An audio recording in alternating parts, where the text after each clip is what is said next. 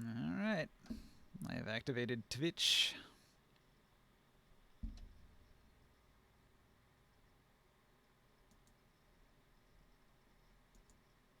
Close some of these things down. Some of my excess things. Get a little ambience going. Ambient town stuff.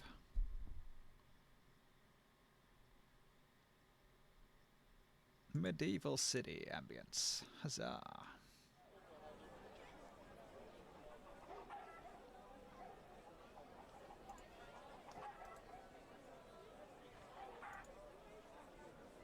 Yeah, it's a little on the loud side.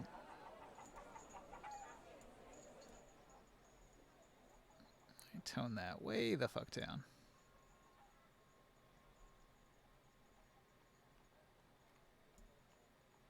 Maybe turn Discord up. Way everybody comes through clear. Say something, somebody. Anyone? Hello. Hello. Yeah, the Are volume's... you ready to starve to death? Alright, I think the volume's good.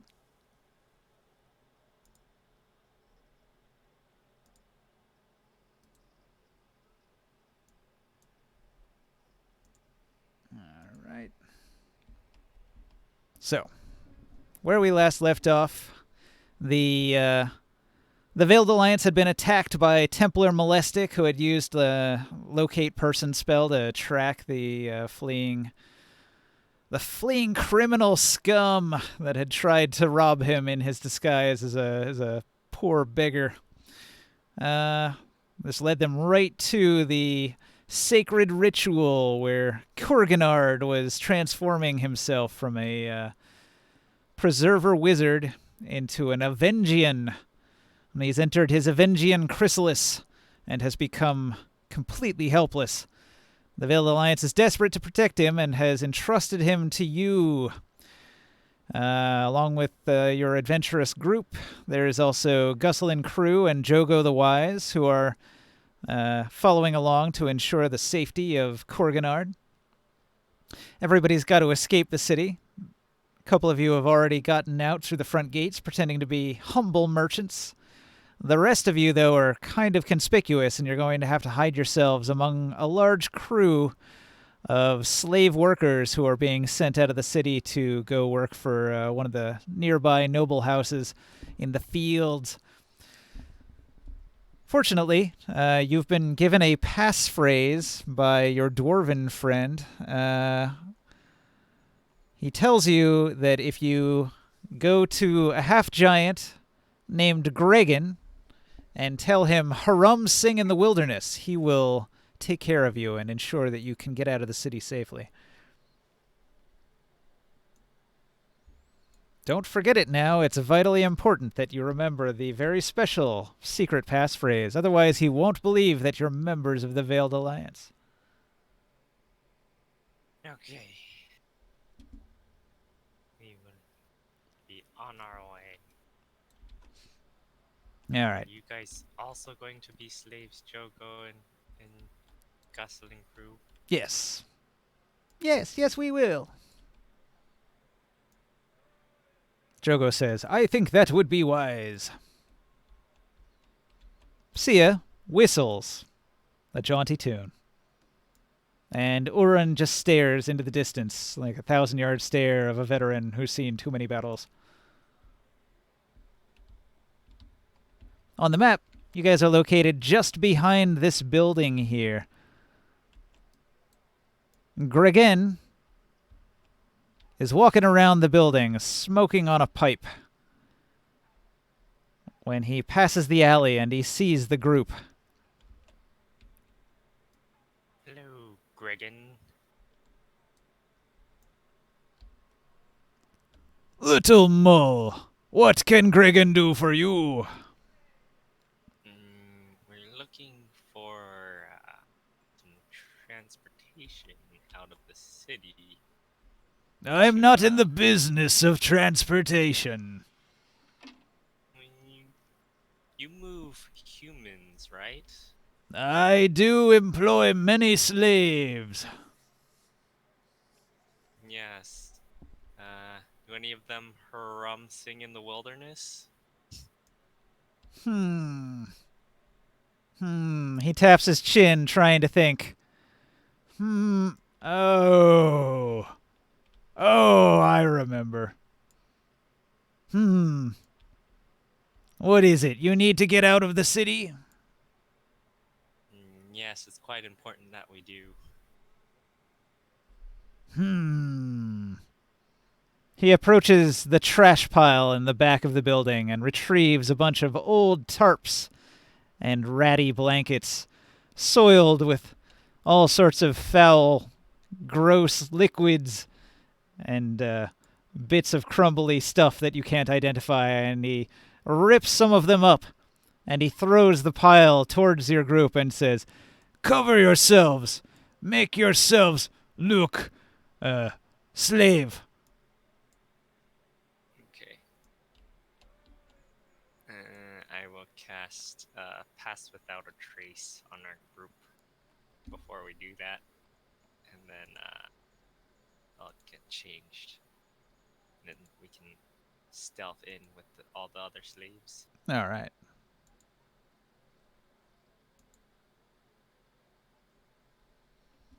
Pass Without Trace, third level, second level spell gun. Okay, get changed. Do the clothes stink a lot? Yes, they are literally trash. I hold my nose. This is not what I wanted. I went into the gladiator arena seeking glory and the high life. Should I have you there? Still muted. Chris, are you there? I'm here, yeah. Why? Joda, Orin and Soul are going to say, "You're going to have to hide this," and they hand Korganard to you. Yes. What you did? We're already outside the town, no? Find someplace dark where you can stuff it deep. Hold on. I thought I was with Chris. Outside the town, right? Yeah. Oh, are you already outside? Yeah. He's not sorry. there with me. Yeah, I'm with Chris. He's my bodyguard. Never mind. You guys are over here. Well, Soul will take his cloak and he'll wrap it around Korganard so that it looks like he's just pregnant, enormously pregnant. All right, follow me then. This way. And he leads you around side of the building. As he passes these half-giants, he's going to take his pipe, and he's going to put his hand out behind him to stop you, and he's going to hold out his bag of smokables to the half-giant here and says, "You do good job. Good guard. Have smoke break." And the half-giant nods and goes off around the corner like Gregan was a minute ago, and then he's gonna go over here and he's going to ask this half giant, "What you do? You watching close?" "Yes, watching close I am." And like he sort of inconspicuously waves his hand down low, telling you all to sneak through the door. Outside you can hear the grumbly voices of the two half giants discussing. And then moments later, Gregan's going to reemerge back into the yard. He stands at the door with the door closed behind him. He's going to call out to all of the assembled slaves, and he's going to say, "Lord Hanuman has decreed that you slaves will help Lord Aselroth work in the fields. We will travel to the west. Be ready. We leave soon. Cause no trouble. The Templars are watching." And he looks especially at you and the other group members as he glances up to the upper floor where there's a balcony with several guards standing, watching the slaves. And a couple of Templars that are sitting in chairs on the upper balcony, and they're just talking at each other, paying no mind to the slaves below.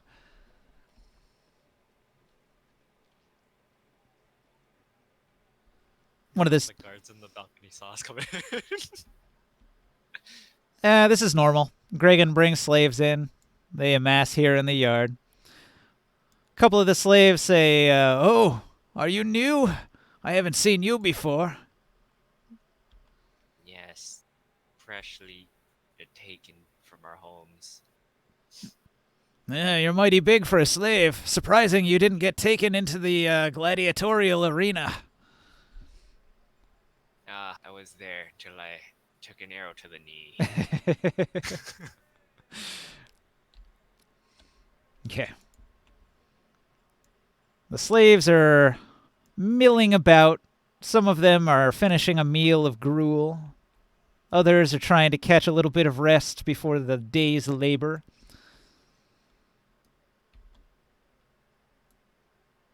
Sia clutches his pregnant belly and goes, "Oh, I'm so pregnant. I wish I had a pickle." Orin is going to stare at him and say, "Don't overplay it." I go looking for a pickle. There's no pickles, but there is gruel. There's a big pot of gruel in the corner to feed the slaves. I will help myself to some gruel. All right. Some back for the pregnant person. There's a simple ceramic bowl which you can scoop some gruel out. I scoop a bowl full and hand it to Soul. Or I would like put it to his mouth so he can eat it. All right. That way he doesn't have to let go of Korgnod.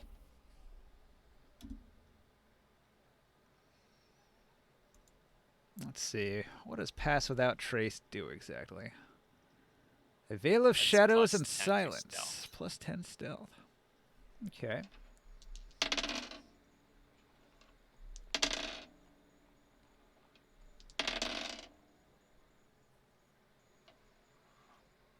All right. Everybody roll stealth. Uh-oh. That's generally not a good thing. No, that's good. Right now, to look outside. If you're outside, you do not have to roll stealth. No, we're free. We're free man. This is mainly just doesn't morgue. Doesn't Sia has Soul has Oh, some 60. special abilities? I'm not sure. But he rolled pretty high. So Oh. I'm not too worried about him. Orin, on the other hand, he's a little more noticeable. He looks like a soldier, and he's trying to hide his weapons under a scrap of cloth that's covered in piss. Isn't he not like a rogue? Yeah, he is a rogue. He has advantage on stealth, and he has a plus 10 check. Stat. He got a 9 and a 10. The 10 makes it a 20. All right. Yep. That does beat all of the guards. None of the guards take notice. Let's see what Jogo and Gusselin crew had. Yeah.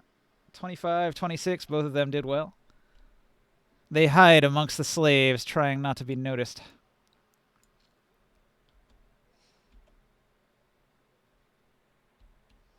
Some minutes pass. The Templars continue to talk at each other, not paying much mind to the slaves. And then a bell chimes in the distance. And one of the Templars will look down to Gregan and wave his hand dismissively. Gregan will nod, and he'll move to this door over here, and he'll say, "Slaves, assemble! It is time to go." Many of the slaves gather towards the door on the west side.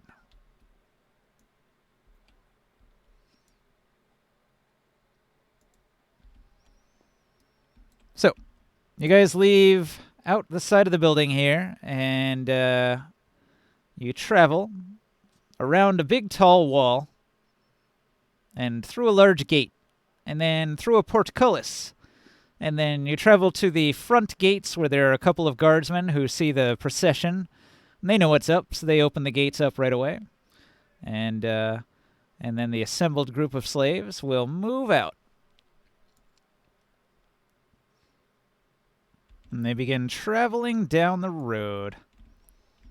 All right. Now, their objective is off in this direction here. Your pass without trace lasts for up to an hour. So now is the perfect opportunity for you guys to sneak away. The half-giant guards that are sort of leading the procession are a little bit distracted. They're having a big smoke, and they're getting quite delirious from the potent herb that they're smoking. And Gregan's going to sort of move out in front of them, and he's going to say stuff to draw their attention. So the guards are paying attention to him, and with that, Sol will quickly take Korganard and run off the road.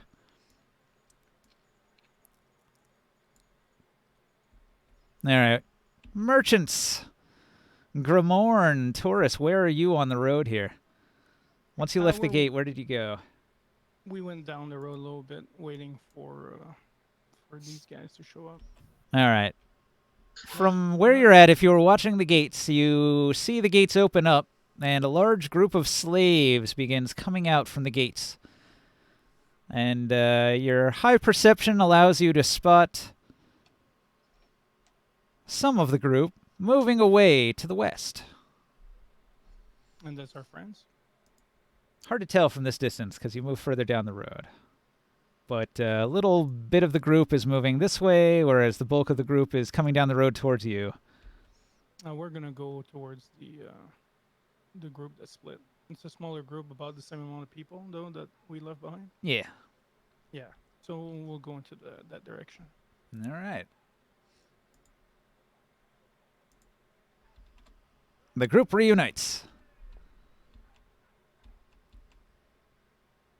You guys finally made it. Bet your time was nicer than ours, and I chuck off the slave disguise. I throw you a pouch with your gold. Thank you. Yeah, I didn't find much that would be too useful for you. That was just the same amount I gave you. Yeah, the 15 gold. I'm I did pay for the rest. We did get like 300 gold. I'm going to change maps, so I'm going to put everybody over here. And then I paid for the extra little things.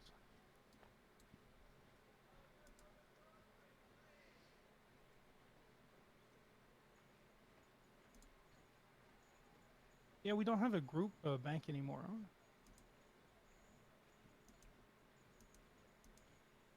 We don't have a what now? We used to have a group bank. We, I guess it's gone since Vrenz was gone. Card that had everything on it? Yeah, I don't even remember. I do have some cards about stuff that were left at the town, I think.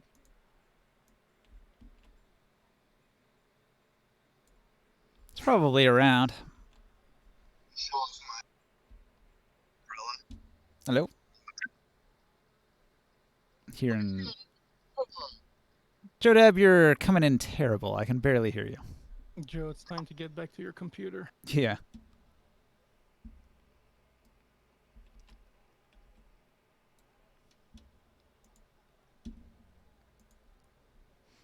All right. Joko the Wise is going to say, "Ha! That went off without a hitch. What a success!" And Gusselin Crew will say, "Yes, yes, Master, I think we've gotten away safely." Is better? Yes, much. Yeah, we finally all met back. I show off my umbrella that I have on. Like, check it out, guys. I got Pretty an umbrella. cool. I got a tank with the cart, which has a roof on top. Because I'm walking beside it. Since I can't get on it. You can even pull on it if you want. Oh What no, is- I don't want. What is the Corganard? Oh, okay. It's like, what the fuck is that thing? He's in the cocoon. He's in a chrysalis, transforming. I want to walk up to it and just stare. I don't want to touch. I just want to, like, ooh. It takes the form of a magical, swirling, watery, crystalline shape. Okay, so when we get back together, I will spread around the small goods that are all individual stuff.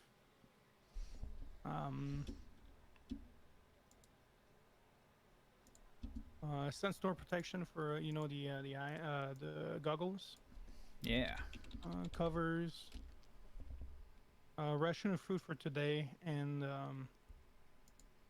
the large tent and everything else is left in the bag.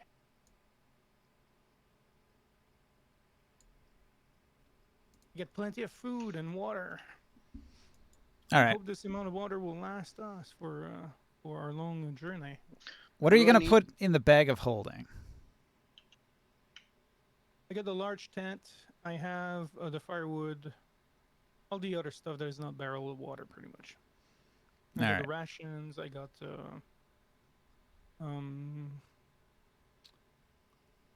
yeah. If they don't want to carry those warm covers, I can put them in there.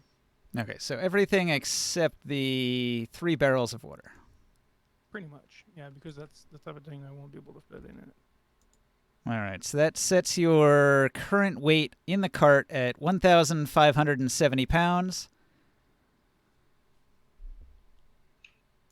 It will only accelerate from there. All right. If you can get it under 1360, the cart will go faster. But currently, we're it's able to go 3 miles per hour. We're gonna drink some water, and then the weight will go down. How much water's in there? We had like 3 barrels. You have 120 gallons of water. And you have one on your back too. Yeah, I got my own. Mm-hmm. But I need. I thought I had 3 on my own. So your party is going to consume between 10 or 20 gallons of water, depending on the heat of the day, and 16 pounds of food per day. The animals will need food as well, food and water. So I thought I had 3 on my back. Can you carry 3? 3 barrels of water? Yeah.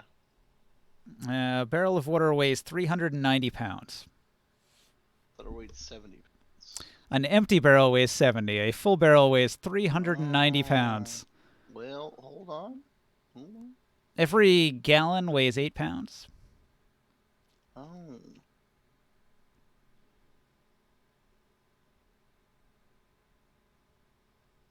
So I would assume you only have the 1 barrel. You can carry 1 barrel, I think. Yeah, I can carry 1. So let's see.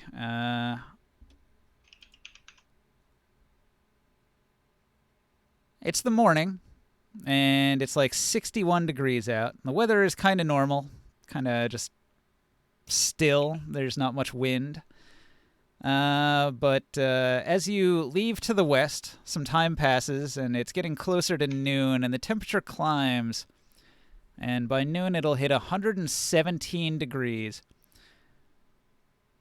So that means today you're going to have to drink double the normal water ration unless you can make a ridiculously high DC con save, which nobody can make. So we'll just say everybody needs twice as much today. So that's 2 for Morg and Grimorn and Soul, 8 for Taurus, 2 for Orin and Gusselin and Jogo, and then 8 for each of the Kanks. So what's that? 10, 20, 28, 29, 30, 31, 32, 33, 34, 35, 36. 36 gallons of water. Okay, so I'm taking my 8 out of mine. So I have 40 gallons on myself. I'm taking 8 from All right. I'm down 32. I'm only at 393 pounds now. So let's But see. then we 8 from 36, that leaves 28. That'll come out of one of these barrels. My carrying capacity is 660 pounds, by the way. That's pretty good. how much? 660. Take 2 barrels.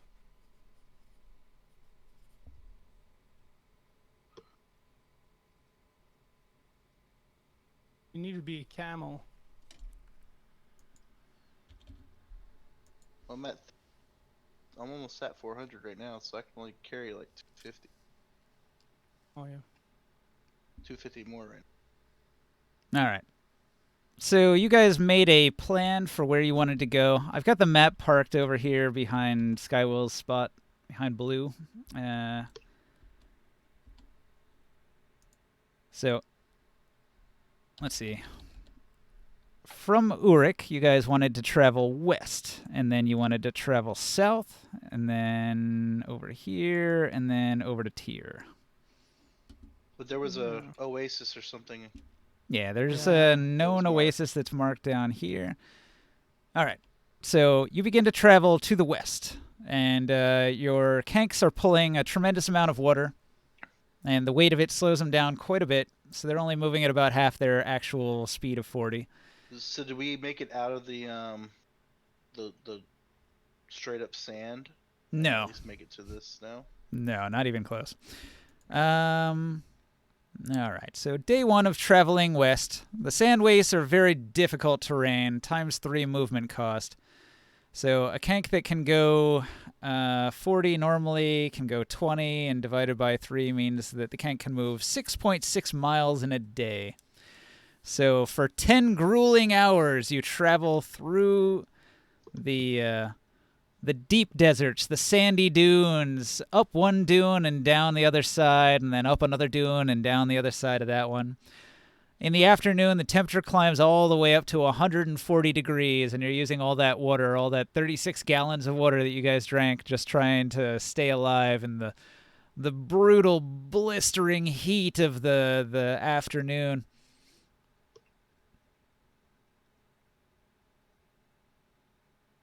And I'm as glad you I got my umbrella. as the sun begins to decline in the sky, and you're all considering taking a rest, setting up camp, Morcan will spot something in the distance.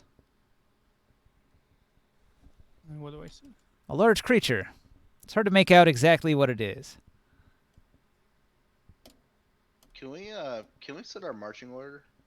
How we were actually. I mean, Yeah, that's why I set up the map like that, so you guys could put yourself in whatever order you want to be yeah. in. I was trying to think like. I feel like these two would be walking like that. We should send somebody out to go and scout and tell us and try to figure out what might be happening over there. All right. Um, Who is your stealthiest person? I would want the bard. That would be Orin.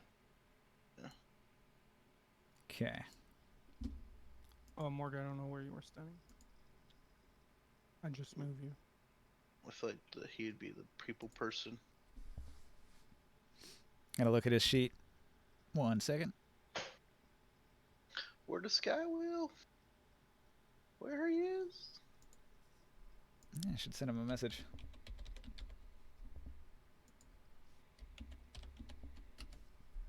D&D. Let's see here. His stealth is 9. Okay. So he gets a 22 stealth, and he scouts ahead. There's 2 kanks or 1 kank? 2 kinks.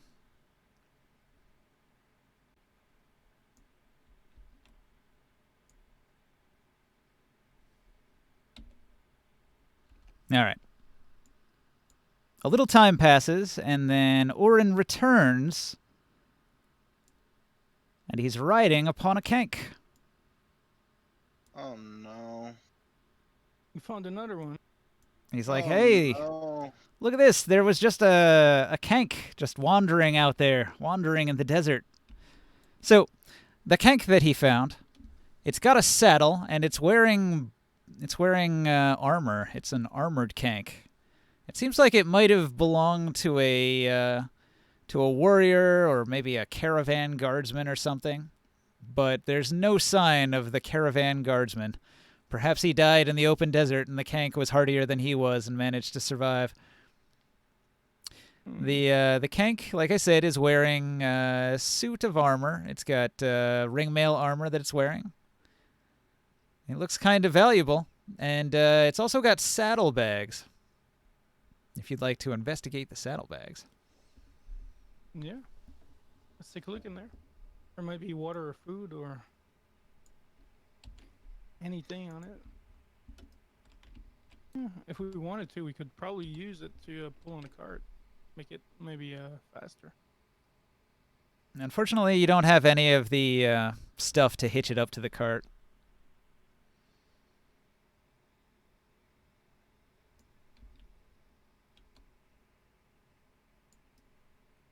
All right. Who's investigating?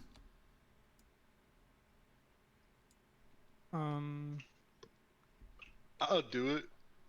No, you're gonna break whatever you find in there. Your fingers won't fit in that bag. I'll take a look. All right. Do I just open it and take a look, or? Inside the saddlebags, you find 11 pounds of preserved silt spawn, sort of beef jerky.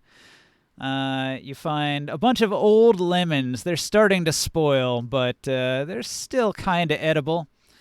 There was a blanket made of tan giant's hair, a bronze hammer, a Tyrian sigil amulet made of green psionic crystal and white bronze, merchant scale, and then the Bardic armor, the Barding armor that the kank was wearing, listed there at the bottom. I'll Wait, use detect magic. and take a Human look. style? Yeah, humans made this armor for this kank. Oh, okay. I was like, is that something a person wears? Wait, what? Now, that is animal armor. It weighs twice as much as human armor, and it's worth 4 times as much. I'll cast Pretty detect. cool. I'll cast detect magic on all those items. Nothing here strikes you as especially magical. Just valuable, maybe. Barding on our kink. One of our So does it have at least I mean I got some rope, but does it have like the stuff to be able to hook it up to our kinks? Nah, that's what I was saying. You wouldn't be able to attach it to your wagon because you don't have any of the hitching stuff. Somebody could mount it, pretty much. So to attach animals to a wagon, like if you imagine a horse attached to a wagon, it's got a bridle and it's got like a harness that goes around its chest and over its back, and then ropes that attach to that connect to the wagon. You don't have any of that stuff. You've got enough for the 2 kanks that saddle. you've got. Yeah, somebody could ride it. If one of you wants to ride this kank, it would certainly make Well, it I was easier gonna to traverse say- the desert. I got 50 feet of hempen rope. Could I use rope somehow since I have vehicle knowledge? Like, could I know how to tie it up just so that I can get some pull? I don't believe so, no. I can use animal friendship and just tell it to follow us. Sure. I'll just sit on it. That way I won't waste any energy. Yep, somebody could ride it. It's an Yeah, I'll excellent ride mount. it. I learned how to ride before. However, the creature seems quite thirsty. It's been wandering in the desert. Will you provide it with water? Yeah. Okay. We plan to have enough extra water for such a thing. We'll see.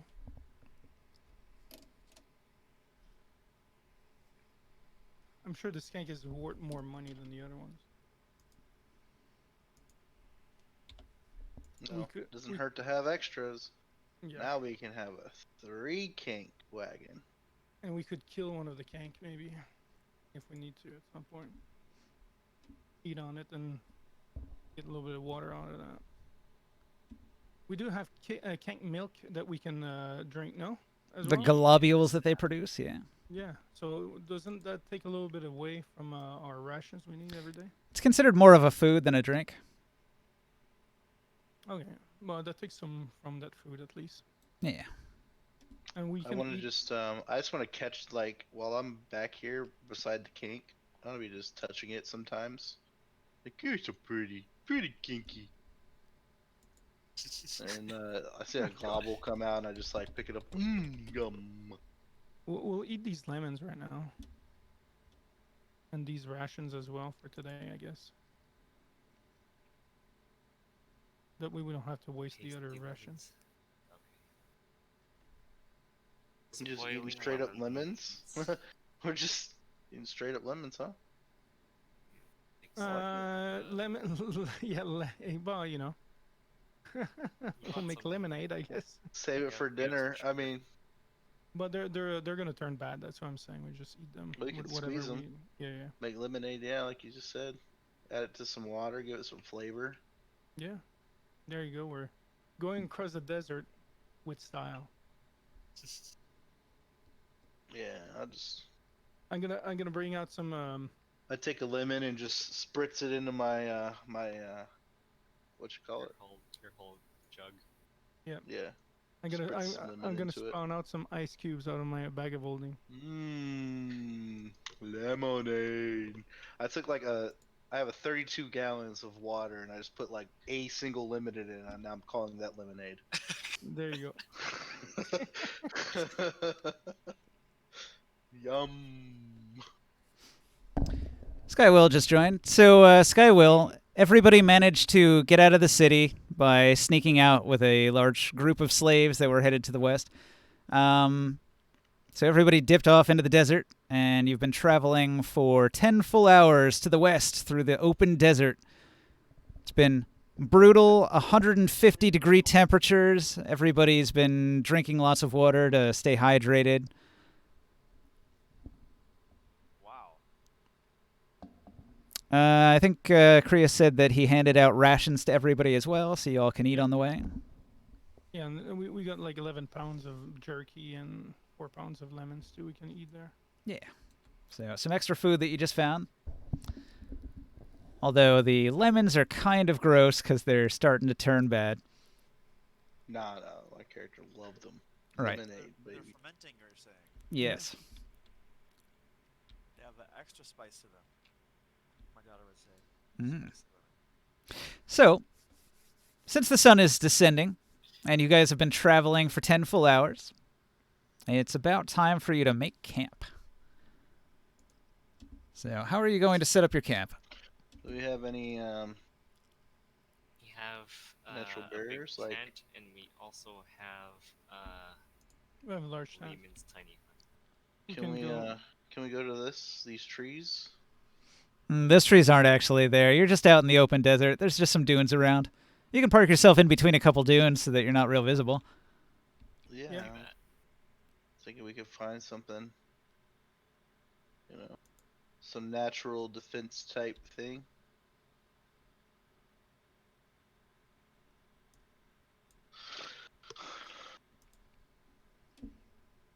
I walk up on top of the dune and just try to get a look around. Well, Piero See read what- the see what I opposite see. vision.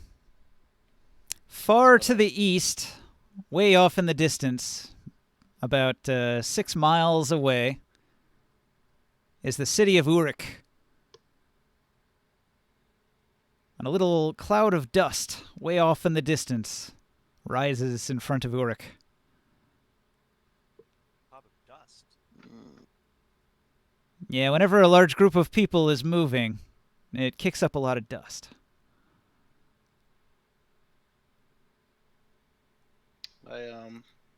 Okay. Yeah, that's happening. I yell back down the Oh shit! What the fuck? I yell back down and just kind of explain what happened, but I'm like, they're pretty far away. We Who's should be far safe. away? You should, hang on, lock these before putting yourself on them, otherwise it spazzes out and lags. I liked it. I was trying to toss myself up in the air. Thanks for ruining the fun, Ninja. It's just that it lags me really bad when that I'm happens, just kidding. because it's trying real hard to figure out where it actually settles, and it can't. Yeah, I tell that to the group and I head back. Anything happening in the other direction? Nothing much. It's pretty peaceful out here. All right. You know, the Oh, told a the group- globble. For the sweat dripping off my brow. the heat of the daytime can make it a little difficult. If we wanted, we could always travel a little later during the daytime. Try to avoid the harsh weather of the afternoon. Unfortunately, you started by traveling through the day, so if you wish to travel at night, you're going to suffer a level of exhaustion for not sleeping. Huh. But that would flip your schedule, so then the next day you'll be traveling at night and sleeping during the day. But It is- not it is level an of option. exhaustion- But not level of exhaustion for trying to travel during the day. That is impressive. I will take the day then. So there are pros and cons to traveling during the night. If you travel during the night, you're not going to have to drink as much water. But when you're trying to sleep during the day, it's going to be very, very difficult to sleep because of the heat. Yeah, I can The imagine light. that. That makes sense. So you're probably going to get levels of exhaustion from not being able to sleep during the day when you're trying to, because you're going to have to make con saves every hour. You I can sleep. can make the Liam's tiny hut, Yeah, that's an option. and it will regulate the temperature somewhat. Ooh. But I can't. Oh, I can get in the tiny hut. We agreed on that, right? I just take up the number of few people. How many do we have? 1, 2, 3, 4, 5, 6. It held what? 10 people? The 10-foot radius, so 20 feet diameter.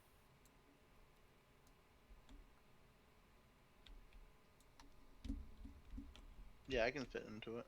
Who's got a circle? Copy, copy. Paste. Lag.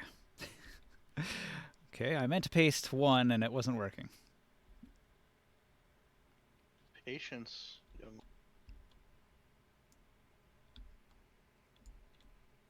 10-foot radius it was? So whenever you're doing one of these, you always want to put it on the intersection. And if you can all fit inside there, that would work.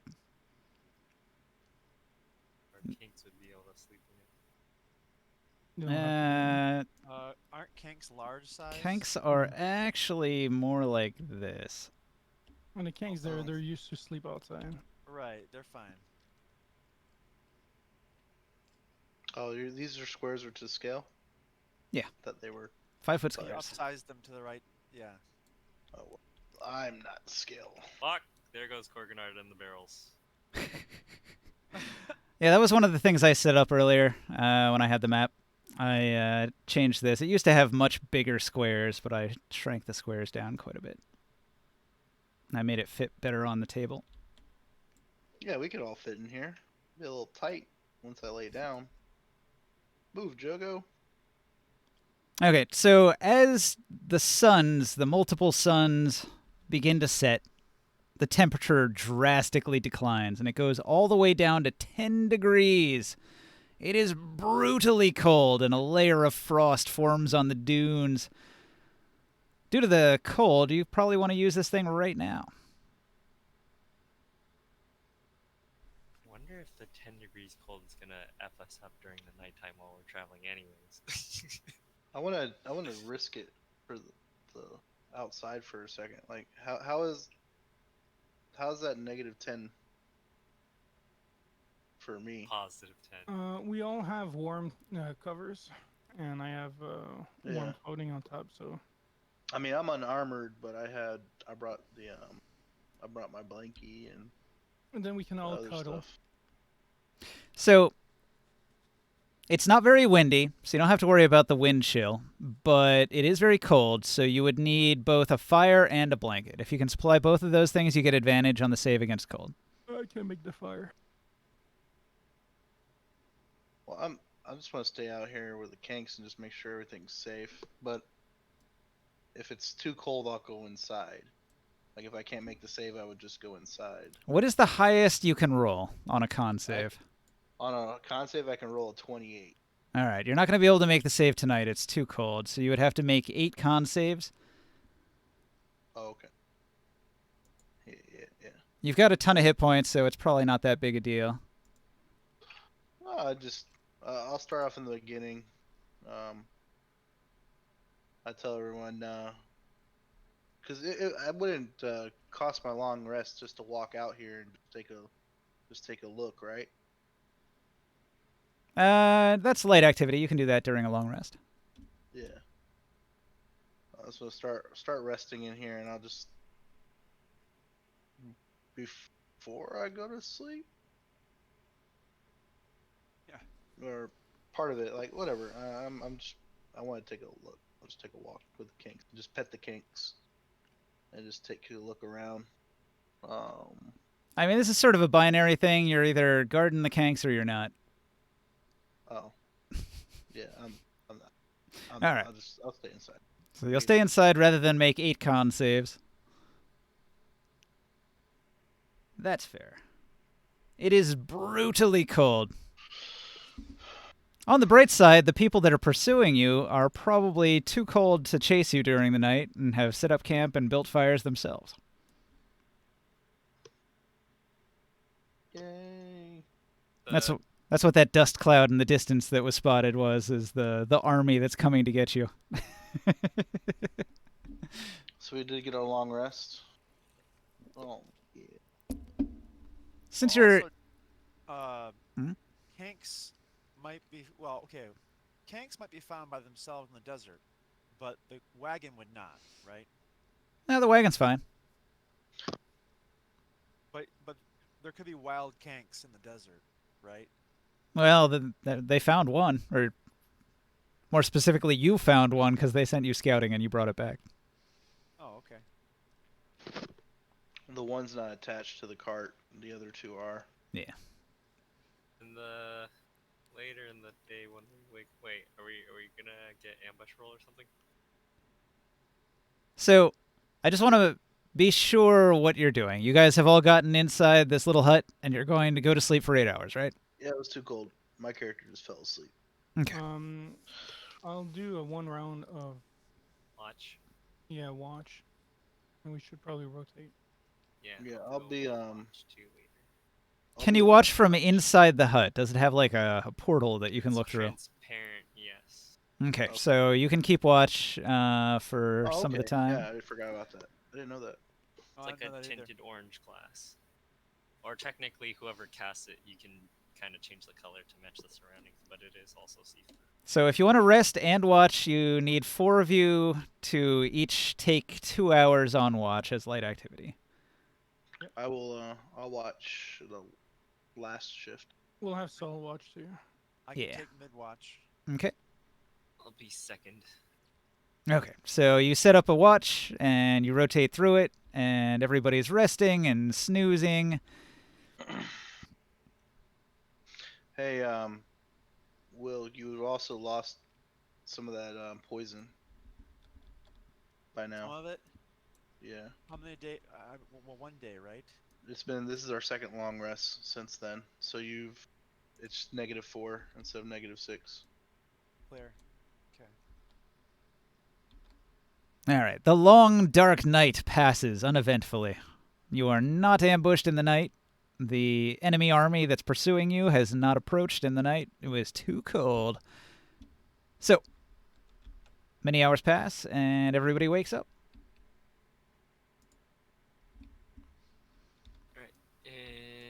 Are there any like bones or like leaves? Like some plants? There is stuff in the desert as you travel, if you'd like to make a check to find stuff.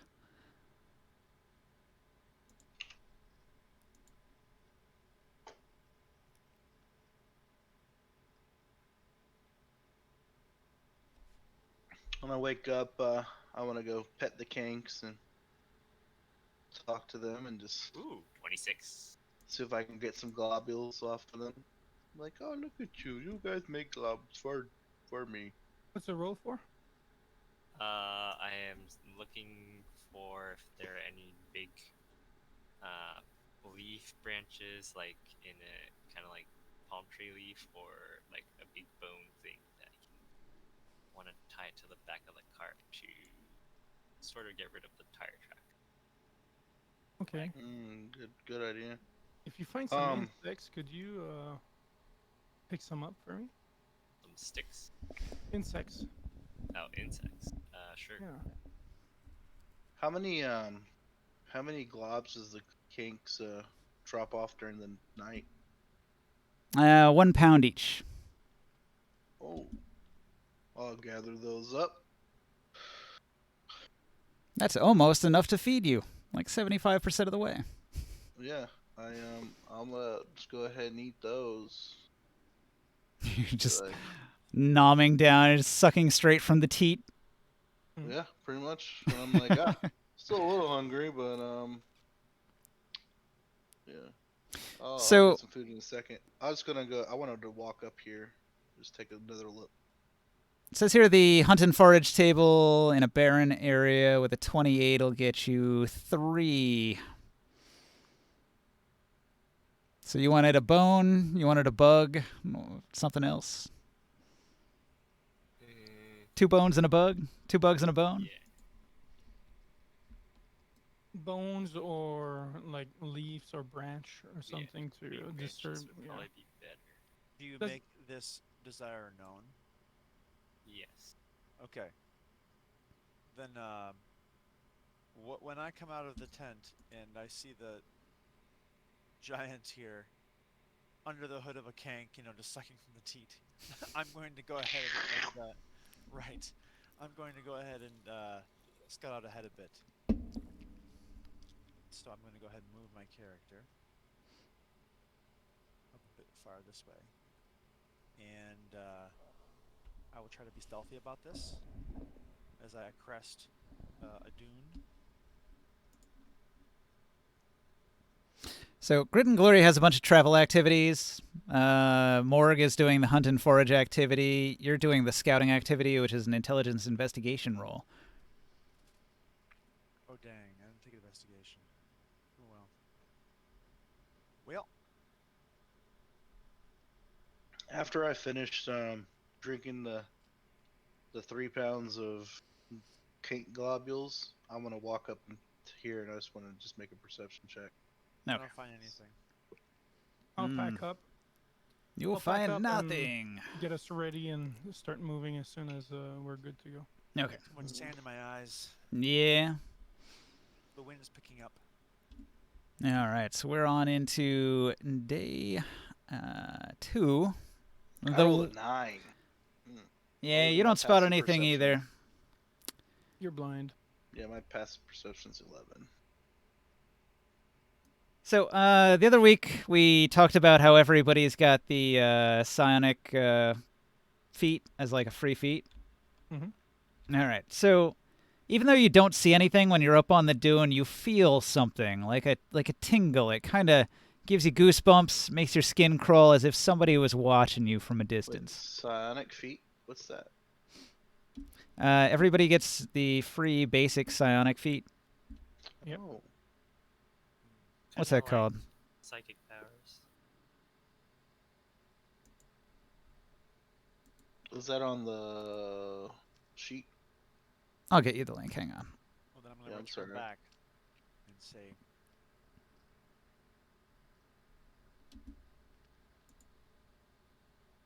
I got the Dark Sun DM rules.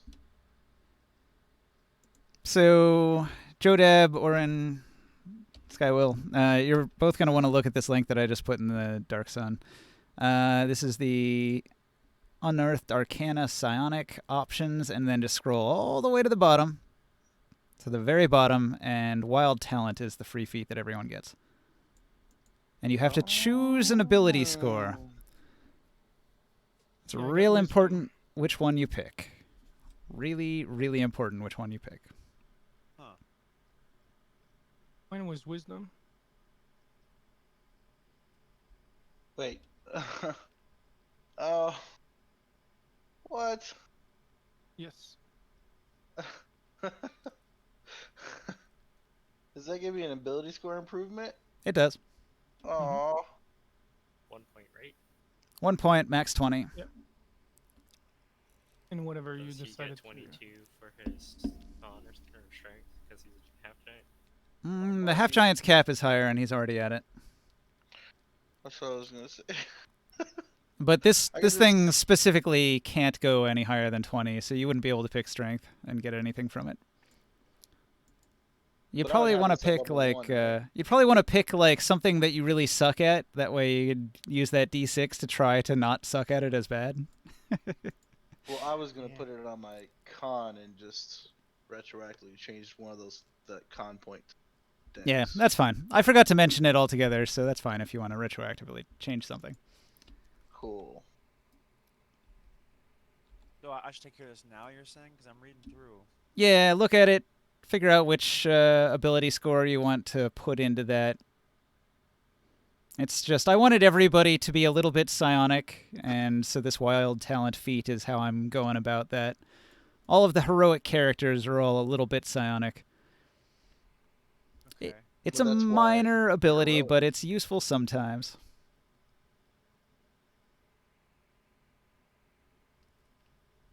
Because I was just going to go ahead and read this later and figure out what it was.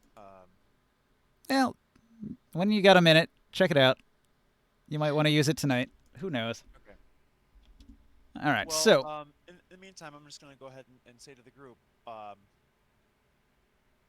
can't see much because the wind is stinging my eyes. this is like not exactly like an instant thing. This is sort of like over the course of the 10 hours that you're traveling. This is just the activity that you're going to be trying to do for that 10 hours. That I feel the sense of foreboding and being watched. So basically, it'll be like at the end of the day when you make camp again, you'll have not noticed anything. So Oh, because it's this is an hour-long activity, you're saying? this is a 10-hour activity. This is a travel activity. Everybody gets to pick one travel activity. Morg chose to keep his eyes peeled for resources that he could gather up. He found some bones and some bugs. You chose to scout. If you look at the Grit and Glory book, which is pinned, if you look at the pins, the Grit and Glory book is pinned there. You can grab that book, and it's on page 80, Travel Activities. And there's Hunt and Forage, Keep Watch, Navigate, Scout, Sneak, Track, Trailblaze. Those are all the options. Or Which draw a would map. Which would be for hunting or looking for water source? Hunt and Forage is the looking for water. Hunt and forage, and what is that? Survival or? Wisdom Survival, yep. I'm gonna do that. 'Kay. Because I'm proficient on top of that. The place you're at is barren, so the DCs are pretty high. I imagine. Yeah, forget about it. I got 9. 9. I rolled a 1. You found a whole lot of nothing. You found sand. Lots and lots of sand. Pretty good at that. Good. It's coarse and rough. But we're moving though, huh? Yes, this is all happening while you're traveling, over the course of 10 hours. Okay, so during the morning, the temperature is about 90 degrees. And when it gets to noon, it only goes up by 1 degree. And that doesn't even require anything. But towards the afternoon, one of the other suns comes up. There's like 3 suns on Athos. So one of the other suns comes up and is really hot today, and it shoots all the way up to 119. So it's going to require the double water. We're not gonna make it. If Are it's we- like are that we every day, sleeping? we're not gonna make it. Are we sleeping during the hot day? I thought that's what we were doing. I don't think everybody decided to do that. Well, that helps save on water, and we just jump into our pocket dimension. Not really a pocket dimension, but yeah. Oh, it's not. Well, let's clarify. Did you guys want to sleep during the day and then move at night? Because you've already slept for 8 hours during the night, and then the sun came up. Do you want to sleep another 8 hours? Oh, I see. Okay. Or are we just force marching until nighttime? That was the other, like. You could force the march. schedule. We could. So what we could do is we could actually just do 4 hours, like until noon, and then And take our march long another rest. 4 hours. I was gonna say then take our long rest and then march another 4 hours. Okay, that is actually a pretty smart idea. That's way too smart an idea for your character. Well, I mean, that's what they would do in the caravans. I mean, Yeah, just rest when it's too hot. So yeah, for most of the morning it was really nice and you my could character easily didn't do that travel. in character. hey, you said I'm looking for the survival rules. You said. It's on page 80 of the Grit and Glory book. I Grit and joined. Glory I joined you doesn't have a guys. link here. If you hit the pinned messages button at the top of the Dark Sun tab, Alright. and then you scroll through it, there's one that says Grit and Glory. It's not the bottom pin, but the one just above it. It's a Reddit link. Grit and Glory 5e, Grit and Glory version 6, 100 plus pages of D&D 5e rules. Hey, it let me pick that wild talent, by the way, and D&D 5e. Yeah, it should. D&D Beyond. It's It's UA. It's so UA, there. so it was in there, right? Yeah. Did you find it?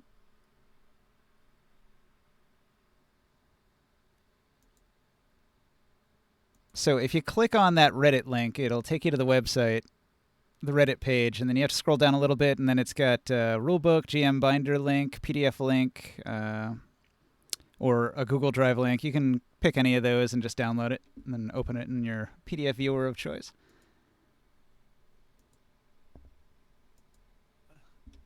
It was pinned messages. The second one from the top, right? The Google Docs Second one from the bottom, actually. from the bottom. Okay. The bottom one is Dark Sun Player's okay. Guide, and the one right above I it is see. Grit and Glory. Got it. Okay, now I'm there. And then once you get the Grit and Glory book, it's on page 80. And that's got all the options. Okay, so you guys wake up in the morning, you travel for 4 hours, and then it gets brutally hot, 119 degrees out. We should just rest, like was suggested. Okay. So at that point, you decide to pull out your tiny hut and climb into it where it's air conditioned. What the hell? So someone made the feat, but they didn't actually put the properties on it.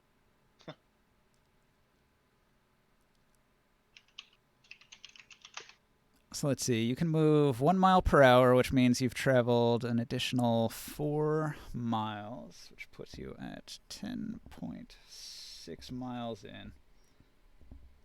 Yeah, we gotta preserve that water. Okay, while we're traveling for hours, I'm gonna use all 3 of my level 2 spell slots to keep casting Pass Without a Trace on all the creatures in our party. So for 3 of those hours, you have an extra plus 10 stealth. Yeah, and it specifically says we're not leaving tracks No tracks.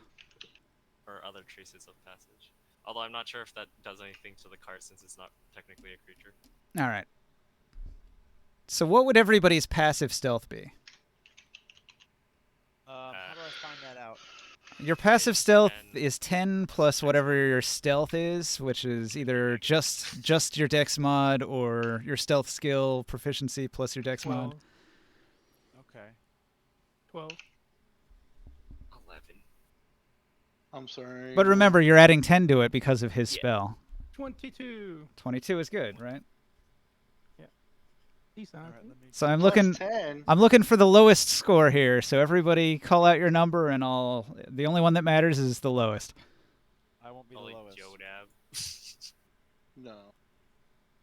So far we got a 22. 21. 21. So I think I'm a 30. That's good. You are the stealth Well, I'm master in the sorry. group. Right. So it's plus 10 Yeah, plus 10 because of pass without trace. of 21. Yes, Soul has 23. 21, 23. I've So I rolled have a for plus 1. So yeah, Okay, so you also it's have 21. Yeah, okay. 21 is our best stealth. Our lowest. Oh, and then our lowest one. It's because I have the negative deck still. All right. The worst one out of the group looks to be Gussel and Crew with a 17. Motherfuckers. Just -3. My god. What did we put these guys up? That thing is still good.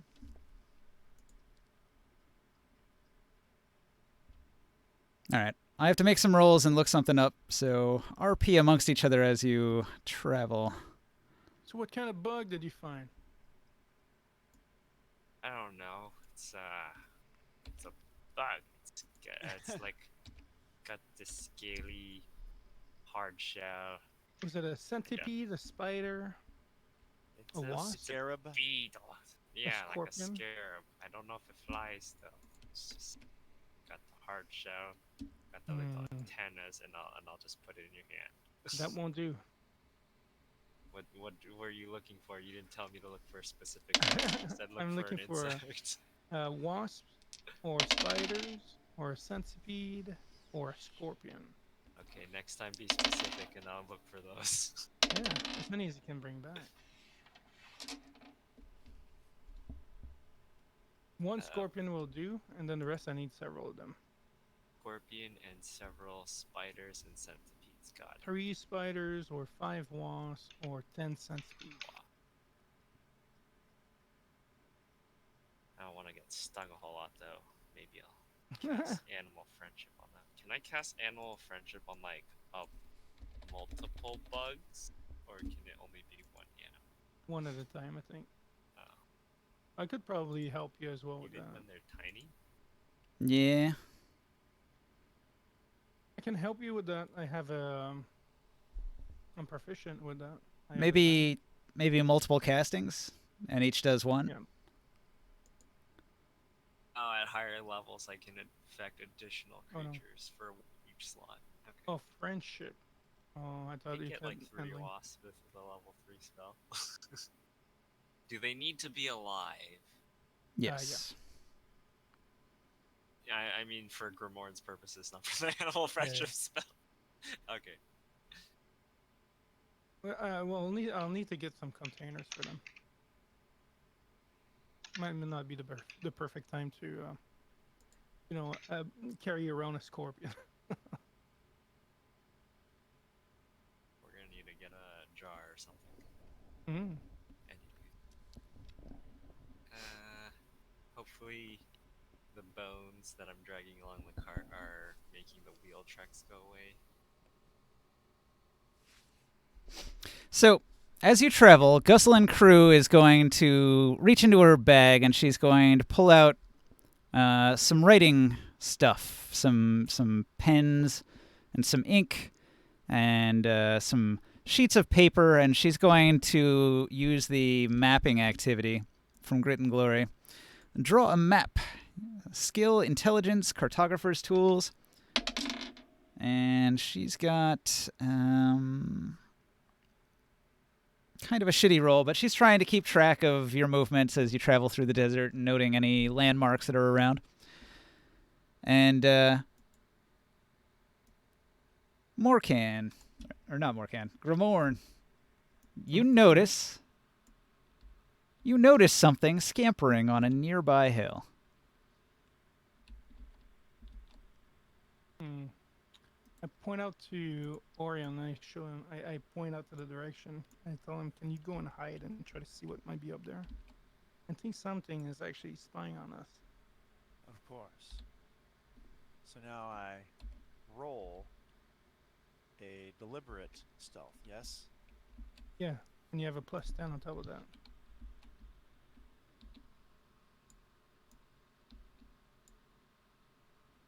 You has a minimum. You have a minimum of 20 right now.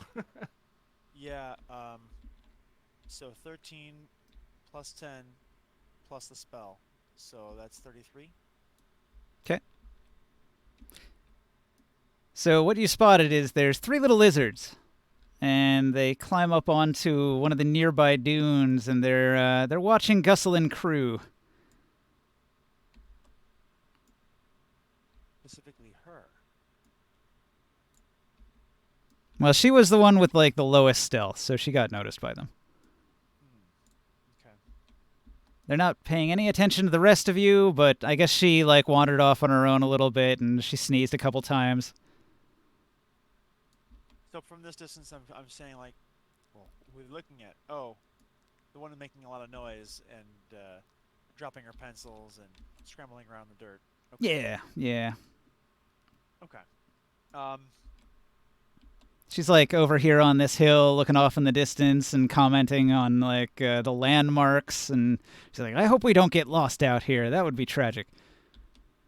And Jogo says, "Don't go too far," in a hushed tone. They're little lizards, though. Yep, little lizards.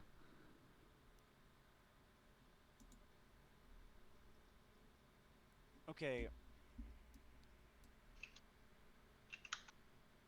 Can I? They might be spying. Well, that's what I'm trying to figure out. If, okay, in terms of character knowledge, because part of me's thinking like, oh, just some lizards. You know, it's not a big deal. I'd let them slide. I might, want to eat them or something potentially. But other than that, So what I'd recommend is a knowledge nature roll. thank you. I'm trying to determine what my character might. If you've got a good knowledge nature roll, I'll Which give I you more probably won't. information. Yeah, no. Well, So, you don't recognize them. They're just lizards. You see lizards all the time. Real common in the desert. does it look like I could get some kind of food off of them? They're each about the size of a cat. You could probably eat them. I know that someone was asking for things like that, so fresh meat's on the table. Let me go ahead and I can get 2 in one swoop with the whole sneak attack damage, right? Now, hang on. I'm going to need you to make a perception check. Sure. Boom. Okay. That's. Wait a minute. This can't be right. I'm gonna go back to my character sheet. That can't be right. Mm-hmm.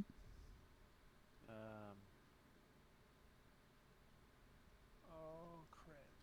I found my card that had all my items that I thought I lost. My God. Well, congrats. Yeah.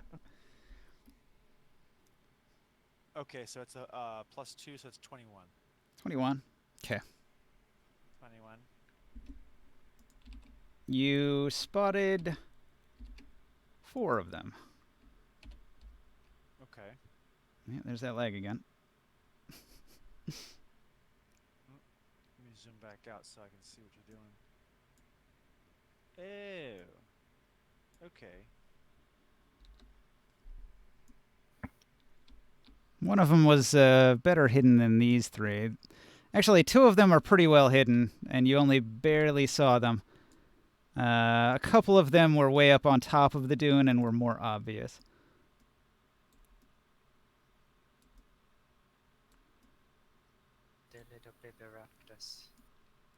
Is it possible that I can kind of sneak around and get in a more advantageous position, like behind them, such that if they retreat, they retreat kind of past me? There's not a whole lot of hiding that can be done in the open here.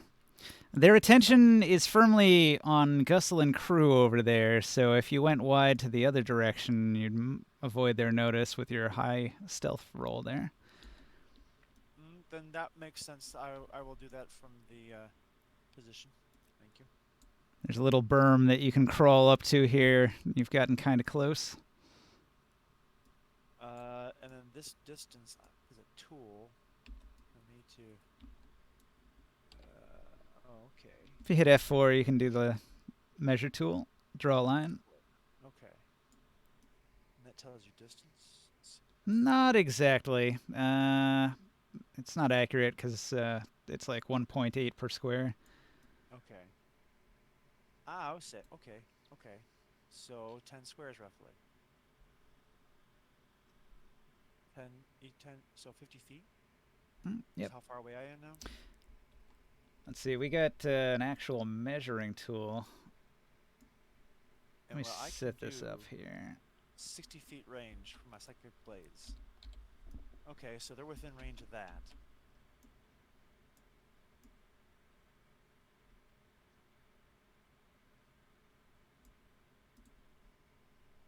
All right. Well then, I guess I better do this. Because if I call the people over, they're gonna get caught, you know, All right. rising up. This tool is So, accurate. It says 55 feet. Sweet. Okay. So I wanted to go ahead and do the closest two right now. And then run up on my next turn and do the next two. This one's 45 feet according to that thing. Oh, wow. So, good to go? Sure. Now, alright. I'm just going to roll a d20. No, what's his face? Oops. Oh, here we go. Because my dex has improved again. It's not a -6 penalty anymore. You used wild talent on dexterity, huh? Well, we had a long rest, right? Yeah. Yeah. Oh, yeah, because of the poison. Gotcha. I was thinking of the poison, right? So, look, I'm just gonna go ahead and say 16 plus 4 minus 2. And then the wild talent thing, I'll have to look into that later. Look, we're looking at a 20. Does that hit? Yep. Okay. So 20 on one.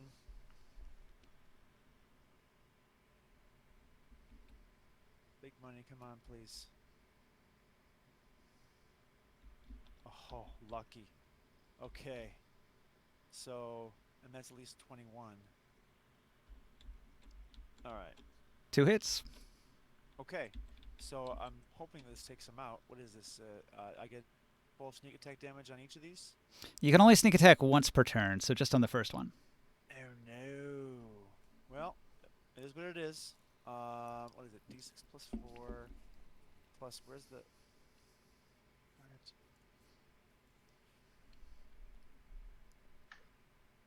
And it was But you can't sneak attack even if they haven't acted in a round? There's lots of ways to sneak attack, but you only get one per turn. Oh, okay. Well, I think I got this right. Uh-oh. You froze? Probably just lag. Okay. So 25 damage on the first. Nice. You kill that first one right out. It drops dead. And then I'd only get regular damage. D6 plus 4, yes? Which... Your second psionic dagger only does D4, doesn't it? Oh, okay, then I will... So Sorry. Boom. D4 plus nothing. I think so. It's like an offhand attack. All right, 4. then. Doesn't use his Max. dex modifier. I don't think so.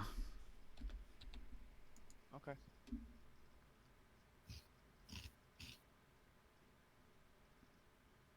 Well, then that's my surprise round. Am I right? And now is it initiative? Yeah, everybody roll initiative. Yeah, I will rise up Initiative, the the call. lizards. Come on, Yeah. boys! Meat's back on the menu. Just wanted to say that. Hey Ninja, I Forget was that's looking at what that Bardo is. psionic thing just now, and it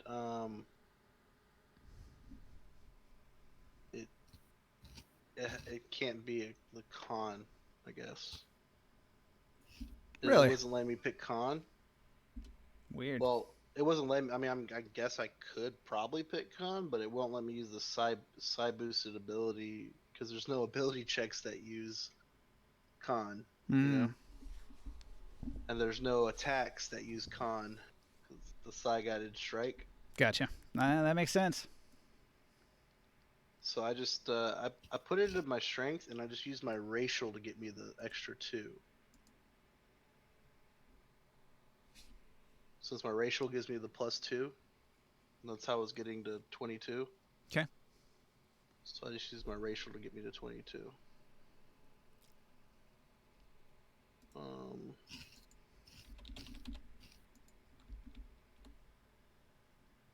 But now I have extra proficiency on athletics. Or I got an extra d6 on athletic checks. Where are we going? Rolling proficient.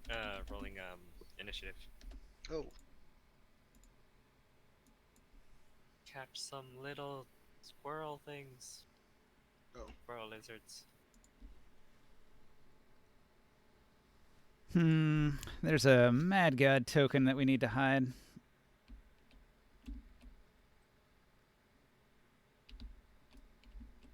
Where is the Mad God token?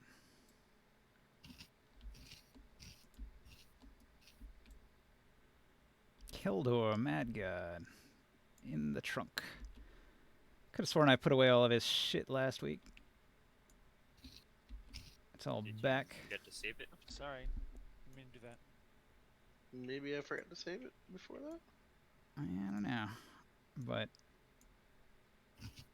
I can fix that now. We gotta eliminate Not everything bad, from the not turn. bad at all. Oh yeah, he was kind of upset with that too, wasn't he? I forgot. Yeah. I had advantage on initiative. Forgot about it. Wait, why was he upset about that? Because I went before him. Oh, I is that because of most the awareness likely. feat or something? Honestly, we looked at his Oh, no, character this gives you a sheet, plus and 5. like everything that he had on his sheet was like where my character was. Except my character did all the physical stuff just a little bit better. And it really irked him that he wasn't the best of the best of the best at everything. To be fair, his character was well rounded. It still could keep up with me, no problem. But You could teleport. yeah. I don't know any character that I can might as teleport. well, with haste, I might as well be able to teleport 90 foot movement. It should allow you to teleport as a half giant. Can you imagine if a fucking half giant just teleported behind you? Over Oh, you, just on top of you. Inside of you? Oh, jeez. Inside of you. Sorry for the delay. I'm looking up Sia's stats here to see how much his initiative mod is. I rolled a 19 for him. And he's got +3 from dexterity. So he's got a 22.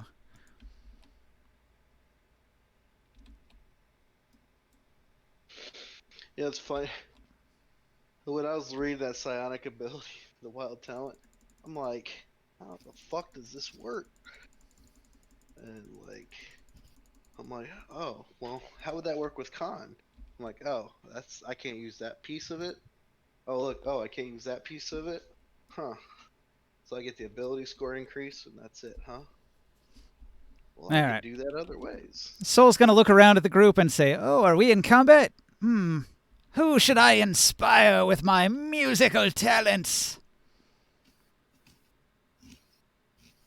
You like to throw fire at things. How about you?" And he plays a little tune about how the fire god is the greatest god that ever existed. Gramon, you are inspired. Right about that. Morg, what do you do? I say yes. Finally, something fresh to eat besides those lemons, which weren't really all that fresh, and I will dash 60 feet at them. You're saying they weren't lemon fresh? Lemon stale. Mm.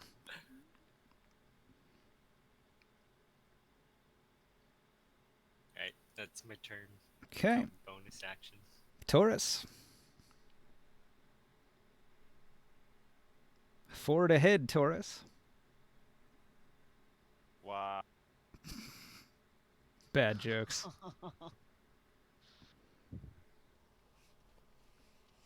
that a car joke? It is a car joke. Yeah. Jodette.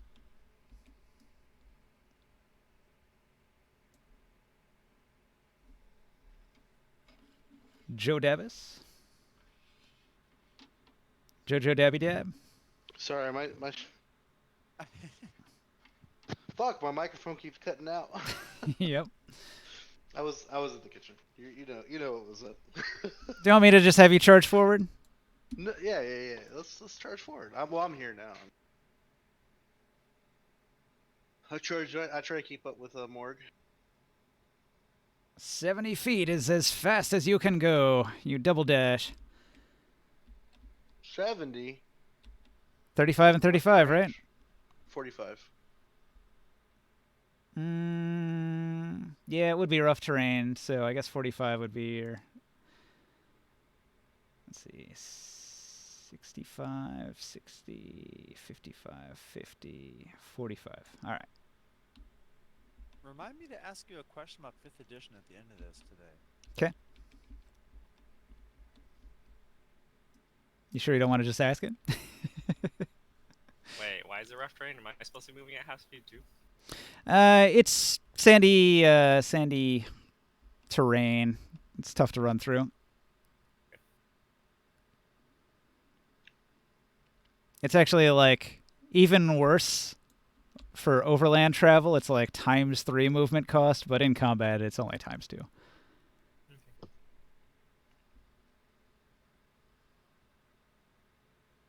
Well, I will go ahead and say it. It says at the start of your written glory. For decades, running realistic campaigns using the world's greatest role-playing game has been an impossible feat. Previous editions showered players with supernatural abilities and magic items until only Monsters of Legend presented a formidable challenge. This is a welcome break. D&D 5th edition is a welcome break from that tradition. The bounded accuracy, reasonable power curve, and flexible core rules mean only a couple of changes are needed. Really? That's the case for 5th edition? Yeah, basically. So everybody's ability scores are locked at about 20, and it's only because of like the homebrew Dark Sun stuff that Taurus Maximus can have a 22 in strength, but generally it's bounded to 20, so you can't get outside of that range. Everybody's got a proficiency bonus, and everybody has like the same proficiency bonus, so that keeps it within the bounds as well. They cut down on the number of things you can stack for higher armor class, so landing a hit isn't as hard. It's just like multiple ways they've sort of corralled it into a certain like range. Whereas in 3rd edition, you could get ridiculous numbers by stacking like tons and tons and tons of things. Yeah, like AC 40 plus, levels. Yeah. I mean, you can still get about a 30 AC if you really try, but you can't get like 48 like you could in 3rd edition. Yeah. Okay. Huh. I guess I'll have to look more into this. All right. So that was Taurus's turn. That means Gramorn, what do you do? Fireball. No. You are aware of 3 Josels.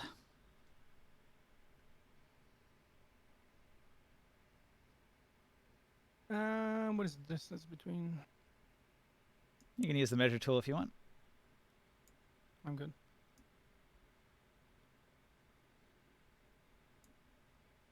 Guided bolt. 115 feet.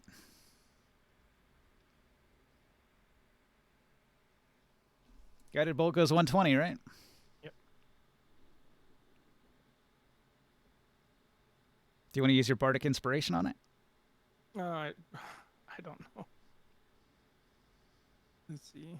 I can choose, I guess, later. Yeah.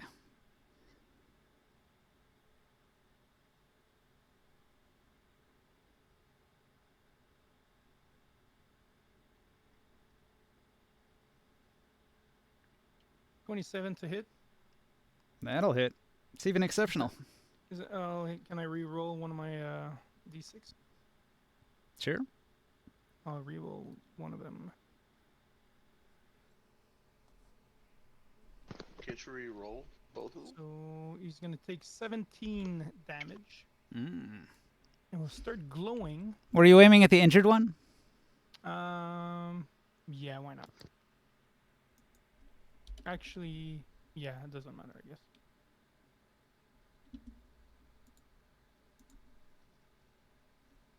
Ooh. Do you add anything else to that, or is that it? That's pretty much it. That's all I can do. All right. But he would that lizard would glow, and the next hit made on it is going to be done with advantage. It reels, but it still has 1 hit point. Oh my god! Kill it with advantage. Okay.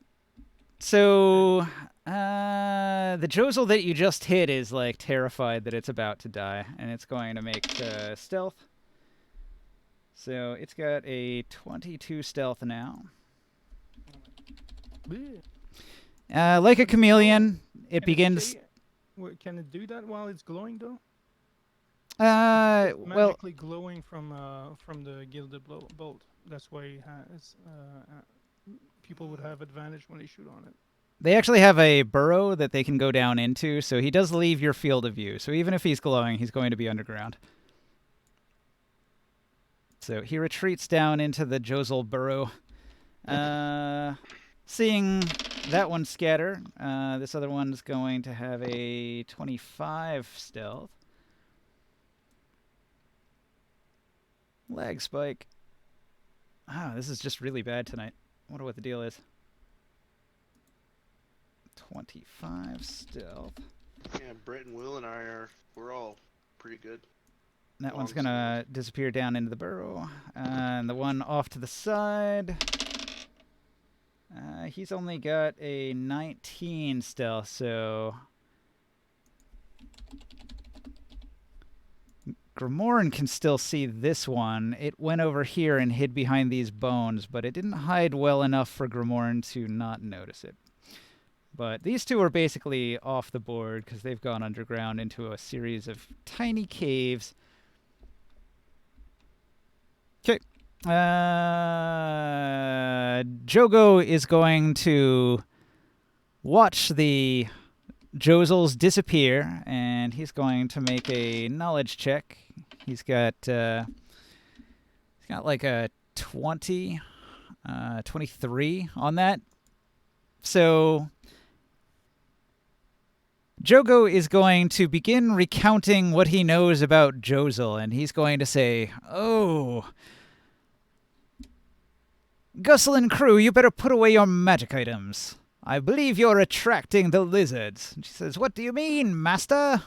And he says, "Well, Josels are quite interested in magical artifacts, and they're little thieves. They'll steal them if you have them out in the open, where they can see. Put them away kindly, and perhaps they will leave us be." And she says, "Very good, master." And she puts away all of her magical writing utensils and her paper. He will tell the group, you should be wary because Jozels are spellcasters. They're quite intelligent little creatures. They have several abilities that could pose a threat, but they're quite weak and quite cowardly. I believe killing one of them will send them running, and they won't be back. Oren, what do you do? Well, what I had been planning on doing was storming the hill. 'Kay. But that new information needs to be taken into account. Well, you know what? It's probably pretty far away. I probably didn't even hear that. That's like a good, what, 60 feet away or something? Yeah, 50 feet away, maybe. probably. Yeah, I'll just keep with the plan. I storm the hill, trying to find the glowing. I didn't know they were called Jogles or anything. Jozol. Jozels. So I'll get over the hill, maybe see a glowing hole that I'll try to dig into, but I probably won't be able to get that. And then there will be the one hiding behind the bones. Yeah, that one's got a pretty good hide. You'd need a 19 perception check to spot that one. Which I will probably not get, but here it goes. Wait, I'm confused. You're right here? Yep. And I'm storming. I did a. Let's see. What's the move? How do I? Oh, wait a minute. Grab tool. So let's see here. I do a run. Well, rough terrain, running through sand. Oh, okay. So. You're like running up and down sandy dunes in the deep desert, so you can probably only go 30 feet if you dash. Well, 45 because you've got the ability to move 3 times as a rogue. Okay. Darn it. Whatever. You get the idea. I'm up there. I'm somewhere up there.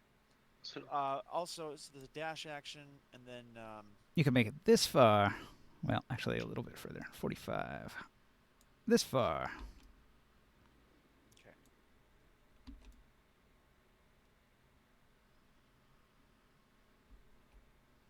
okay. Okay, so you begin running up the hill. With your passive perception, you can't spot the Jozol because his chameleon skin blends in perfectly with the sand. Okay. Okay, back to the top. Sia's not here, so Sol is going to go 5, 10, 15, 20, 25, 30. He does a little dash up to here. And that's all. Morg. I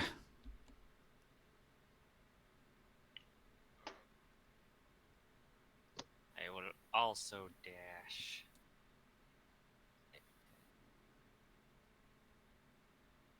And I'll make a perception. oh check my because god. I saw Sia one just running showed that up. way. See if I can see him. Did he? Oh, he made it. Yeah. We can see Sia.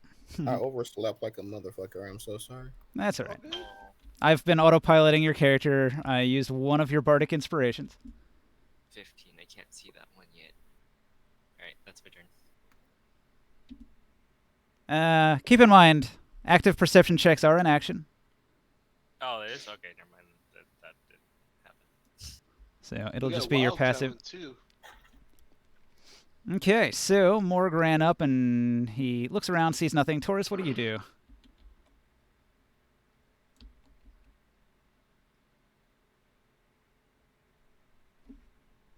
Who? Taurus. Oh, I'm sorry.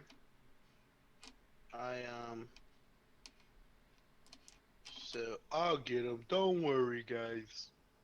Unfortunately, you didn't see where he went. I'm charging the hill. Or trying to get up to the hill. So there's my 45. I'm ready to charge the hill with him. Okay. You've almost gotten to where Oren's at. I got your back. Go ahead. Kreese. done. Job's done. I will shoot on the one behind the bone. Another gilded bolt. You can't see it? No? Oh, wait, hang I on. thought you said I could see it. Yeah, it's a 19. You can see it. My bad. Oh, yeah. Critical hit, 28 shit. damage. He dies. Okay, you managed to Wow. kill 2 of the Josels. The other Josels have have retreated magical into a eyeballs. network of tunnels, and they are hiding out.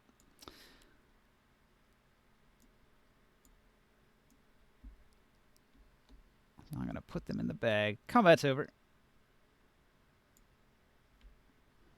So if you guys would like to grab the Josels and search them, That's Whoever- exactly what I would like to do. whoever was closest gets the dibs. That'd probably be Taurus and Orin. Whoa. Why can't I pick up my character? Lag. Grab it. There it goes. I see this one fall and I go up to it and be like, ooh, yummy. Do they have any magical things on them? Are they carrying a bracelet or something shiny? It looked like a little chicken. All right, so I want an investigate roll from each of you. All right, this guy. Let's see it, baby. Here we go. Ugh. You guys ready for this?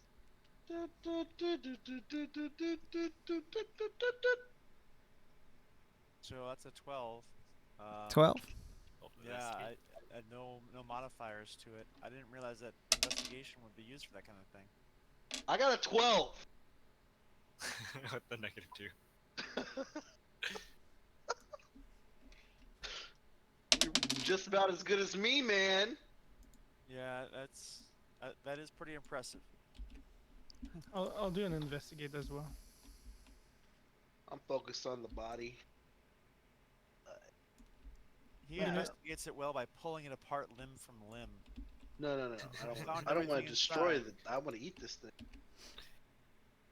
Does Josel taste good? Is it a thing? We're gonna have to cook it. It tastes Oh, magical. that was a 1. It tastes magical? Oh my god. I can't Sparkly. with this guy. Are they like Lucky Charms? Magically delicious. Yeah. I rolled a 23 investigate. I used the guidance and I used the bardic inspiration. All right. I didn't know, but Josels are actually made of that marshmallow stuff. Okay, They're so Oh. Orin, when you get to the JK my life. Oh. when you get to the body, you find that it has like a little collar around its neck, some primitive jewelry, and the collar has 3 bloodstones on it. And Taurus, the one that you found, has 3 lapis lazuli and 1 bloodstone on its collar. Write that Oh down. no, this is someone's pet. I'm sorry. So, unfortunately, the investigate roll determined what was going to be on these. The better items were on the ones that got away. I just pick it up. Which I'm of course bringing we it know with me. about. I turn around and I look at Morg. Morg's closest to me, right? Morg, come with me. Yeah, I'm like just behind you. I show him. I hold it up to him and say, "It's dinner," but I think it's somebody's pet. No, I don't think I'm anyone sorry. lives out here. Those What? are these Well- animals. They're thieves. They steal collars and bracelets and shiny things. Oh, I like shiny too. Finders keepers, right? It's our shiny stuff now. I like shiny. Okay. I still eat this one? Yep, just don't eat the shiny things on it. Oh, good. Yeah, I did that before. It hurt coming out. I that big guy. So, looking at the food chart, lizard is worth 6 bits per pound. Well, we're gonna eat it right now, aren't we? We had to cook it up. Yeah, you we get- got. We're not trying to sell this. Like, No. maybe the skins might be worth something, but How much does a cat weigh? 20 pounds maybe. 20 pounds, yeah. so not much meat. You're saying? Probably when you get rid of all the bones and the skin, probably like 10 pounds of Josel meat on each one. Whoa. like 20 pounds of meat. That's Pretty good. pretty good, yeah. Well, Dang. With the I'll bring my 23, Josel back. with the 23 investigate, did I find anything around? Yeah, Were you searching the creature or the area? I want to look in the holes over here. Well, they're searching. Yeah, they're searching these ones. So I was thinking maybe I can use it to search where the other one might have gone and hide. Okay. You find a tiny hole. Does it glow in there? Well, No. I guess I wouldn't have. They retreated deep underground, and the hole is too small for anyone in the party to fit into. I go grab the other Josel. How deep is that hole? It goes quite deep. There's a little network of tunnels that goes deep under this this dune here. I tell everyone to walk away. You're like, how dare they escape me? Fireball! Okay. Doot. I take the already went Josels back. with me. Yeah. I Let me explode. know when you guys are ready to continue. I'll cast Pass Without a Trace when everyone gets within 30 feet of me. I explode the mount under my feet, All right. and I use my ability to absorb the fireball damage. I put the Josels, the dead Josels in the cart so we can cook them before. Wait, have we hit our 4-hour mark yet? Or did anyone come up with that idea? This probably happened shortly before 4 hours. Okay, according to the dice, there was only a 10% chance that would have hit something. Mm-hmm. And then I rolled an 86, so big explosion, hit nothing. Damn it. maybe I scared the shit out of them though. Yeah. They won't soon be coming back after your group. They learned their lesson. Oh, that's unfortunate. Well, that was one way it could have gone. So generally what happens is a Josel will spot the group. They'll see that you've got magic items. They'll shadow the party so stealthily that nobody notices them. Then they'll wait until you make camp, and then they'll steal all your shit. But they didn't get a chance. You scared them off. We also have a Lumen's tiny hut. Yeah, that would have made it hard. They probably would have, I don't know, molested your kanks or something, stolen your globules. Not my globules. Oh, what? Kank globules. Kanks Hey, secrete hey, little hey, nectar from Don't their tell them what nipples. they are. They're mine. Kank nipple nectar. You moved this, So I woke up in the morning and I got underneath the cakes and started drinking from the globules. Oh my god. He He's was just doing like- some oil servicing on our vehicles. Getting I it was fresh, checking the- straight from the checking beetle oil. tit. Well, you guys have a few Joes you can keep. You He's can just sell those. licking the carapace of these insects. I'm trying to offset our costs, you know. I don't have the It's purely a business lapis decision. lazuli. I just put it in the Wait, are you telling me this In the entire cart. time we could have saved money on food and just ate? Oh my god. Well, only 1 pound of globule is produced by each kank per day, and Taurus eats 4 pounds per day, which means it's not even enough to feed him alone. It was my breakfast. But It's Chris also is not- on board already, though. It's also not incredibly nutritious, so if you lived on it for a long period of time, you'd have malnutrition issues. It's basically you're just eating honey. It was good. But he's eating 3 pounds of honey. Yes. He's a Jesus child. What do you expect? Okay, so after 4 hours, that's when the sun hits its zenith and you guys retreat into the tiny hut where it's air conditioned. I'm hungry. Air conditioned, nice. That is fine. We eat these Josels? So, Yeah, we'll put them on a spit and On the outside. Stick it outside in 100-degree heat. yeah, Right. and make Jerky jerky that. out of them. Yeah. put it on a rock. I can flip it over once in a while. Tricky take long time. I eat now. What? Raw now. You're gonna eat it raw. No. We cook with fire. We're not animal. I produce flame underneath it. Yay! We all get set on fire.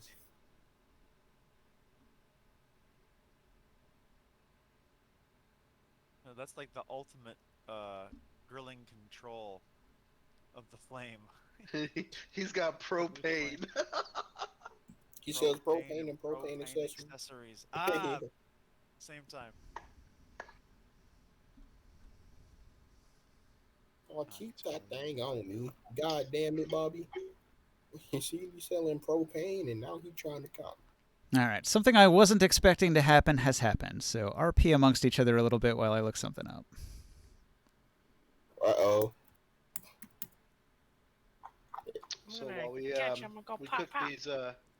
cook these things, you guys gonna take the lapis lazuli off of the one that I brought? Lazuli, yeah. So, upon hearing that the Josels steal magical items, I'm going to ask if the bracelet, the necklace that I had stolen has magical properties. I'm going to point out. Let's see. Who's the magic user? That would be Grimoire. He can detect magic. Grimoire. Yeah. So I will gently kind of walk up to Grimoire and say, "Oh, actually, Grimoire is the one who did the fireball, isn't it?" Yep. Mm-hmm. Okay. So he tried to get some more magic items. I Okay. try to get So- after the ones that were hit. Right. As we're walking back to the camp and recollecting the caravan, I say, I found this on them. Do you think it could be magical? It looks shiny to me.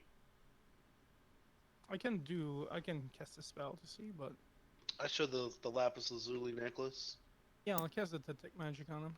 I hold it up to the light and appraising and investigating.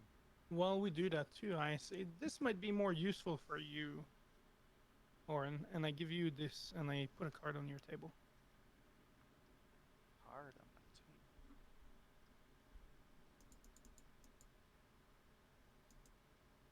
Okay. Whenever you have a lot of enemies in front of you and you need something to damage them real quick, that might become useful. That is most kind of you, good sir. Thank you. No problem. I must say, it's rare to find such hospitality in the wastes. I seem to Where have find people. stumbled into find some of the most benevolent and kind people I've seen in many years. You should have seen the guy we were traveling with not 2 days ago. That's alerted the guards. We don't talk about that.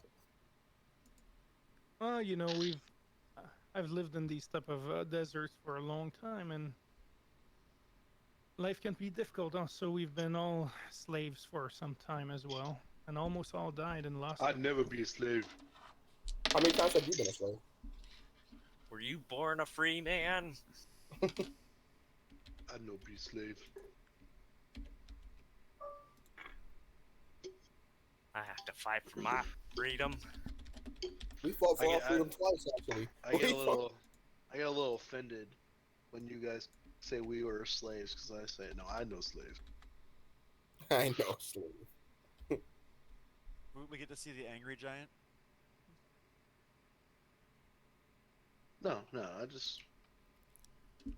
just make it clear that I'm not a slave. Wait, is this just wait? Have we all started this campaign as civil rights activists? Pretty much. And we're trying to save the planet from global warming as well. Yeah, that's what I'm saying. We're all civil rights activists currently trying to save the planet from global warming. Desert hippies. Yeah, we're all, yeah.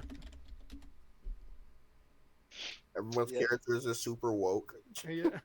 We're super progressive. Oh no. Here we go. Did you just assume my gender? Uh-oh. Who did it? Well, it's not actually like you take a look at Morg. He's a Morg. He's a He's a mole, mark. and they don't do they even have a sex? Yes. Or I think they're all man. male. Little Yeah, man. exactly. They just Little kind Aren't, of Observe my giant mole penis. Hey, aren't moles all dudes? Yes. Yes. We are all dudes. and they can't reproduce as well. We cannot? I thought we could. It's just our No. mothers die at birth. No, they're all sterile. You're in for damn. And I've That means giant, no need for a condom. He doesn't know that though. and I've giants. I think they're all kind of in the same category of Like, slave. I don't know. I've born at never birth. tried making a baby. Yeah. What are you doing? Exercising. Well, meanwhile, we can look for scorpions. that- Scorpions in the hot sun. Some kind of delicacy. I know with the new If stuff you that I take out the have, poison. I can make them giant and fight for us. Oh. Do scorpions taste good? I've only had it one time. And Got a it really 20 wasn't to look much. for scorpions, wasps, and spiders. Pretty good. See if anything's crawling around our dome outside. All Oh, right. are we in the Pop Lehman's out. tiny hut? I think Yes, we're we are. about to fight like a giant army Oh, shit. that Ninja's trying to put together. So, you guys decide to travel for 4 hours and then stop when it's really hot, the hottest part of the day, and make camp in your tiny hut. Yeah, and Yes. rest. And So don't you're going to forget be- You're going to begin a long rest, and I need 4 of you to choose who's going to be on watch and make your rolls. I'll be on I'll watch. be- Middle I'll be on watch. second watch. He'd be third. Who's third? Whoever said they were middle watch. Me. Guy was So that's a 13 plus 2. Okay. Long's got a 20. Oh, that was a perception to the forge thing Yeah, for never the mind. bugs that you wanted. 22 for the watch. 22. Krios, what was your roll? 3. No, it's 31. 31. Who's got last watch? I'll do it. Taurus? Okay. What's your perception score? Really Yeah. bad? What you ask someone their perception score and they just You laugh. want to do it? What's perception? Let me see what mine is. I found the scorpion. It's 5 miles away from here. How could you? Right. He used his hated enemy tracking. 5 miles though? I can smell it. Yeah, I can taste the scorpion in the air. What's your roll, Is Joe? your perception roll higher than a +1? There's a +1. Oh, so it don't matter which one of us do. Go ahead then. I got this. Here we go. All on the line right here. Full power. Hardest D&D roll of his life. Let's go. I got 7, baby. Nice. 7. Alright. Yeah, we're gonna get ambushed. You can't even find your belly button. Too much lint. And my passive is 11. So. That's lowered, so Wow. you're just gonna go with your passive. All right. Here, let me move this over here, and I'm going to pick up the group and push them to here ish. Okay. So, Taurus, you are awake while everybody else is asleep, and you're looking around. And off in the distance, you spot movement. You can see this Urukite scout gets to the top of this hill off in the distance here. Uh-oh. And he rolled a 1 and he added his +6, so he's got a 7, and you matched him with your 7. So you notice a scout of the Urukite army, and he's looking at the wagons, and he's digging around in his spell component pouch or waving his hands or something. What do you want to do?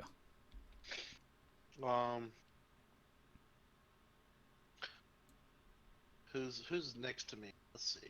Well, everyone is in the same. Yeah, we're all in the hut. Who has better perception? I At +6. Now they're all asleep, so you're gonna have to actually like hit somebody to wake them up as an action.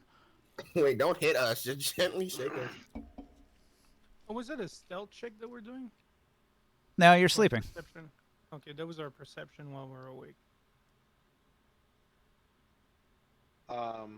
Sorry, I'm just trying to think what I said. Literally, the only person who is awake at this point is Taurus. Everybody else is asleep. I go. Hey guys! All right, he's making a loud shout, I assume.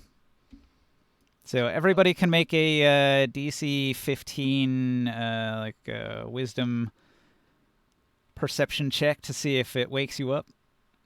But I shake soul. Wake him up. Does Okay. my passive work for this? How do I remove a dice? I got 16. Okay. Still not used to. There we go. So you are awake, but prone and confused. Okay. What does is confused the status? What does that do? You just have no idea what's going on or why you're being shouted at. I got a 5. What's going on? And when he says what's going on, I point. I'm like, I think I see something. Okay, so Oren is zonked out. Did not wake up from the shout. Take him. Not you, the giant. Jogo, he's old and he needs his rest, so he is out cold. Gusselin crew, she awakens. I'll shake these two, I'll shake them to wake them up. I'll start with Oren. Takes an action. Nobody's gotten a turn yet. Yeah, we're not in I'm initiative. not doing that.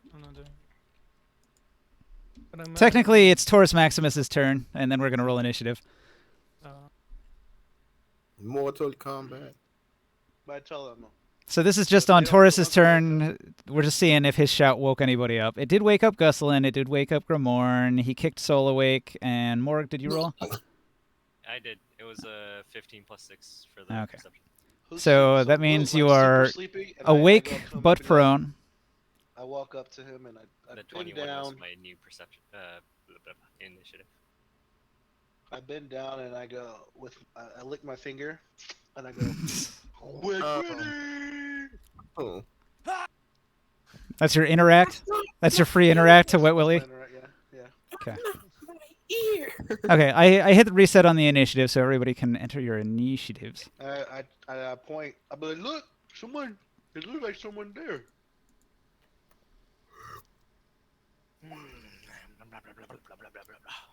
All right. How do I roll initiative first time? Oh my gosh. Roll a d20 plus your dex mod. You have +3.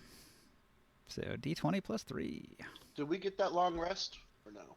No, No, this it's in the happened. middle. This happened So during. we got a short rest. I'm apparently still super groggy because This happens in hour 6. Oh my god. Oh, okay, I get it. You're so busy pulling your pinky out of my ear. So it's like 6.5 hours A into little bit your better. 6.5 hours into your long rest is when this warlock shows up. So everybody's not quite gonna get a long rest because you're woken up in the middle of it. A warlock.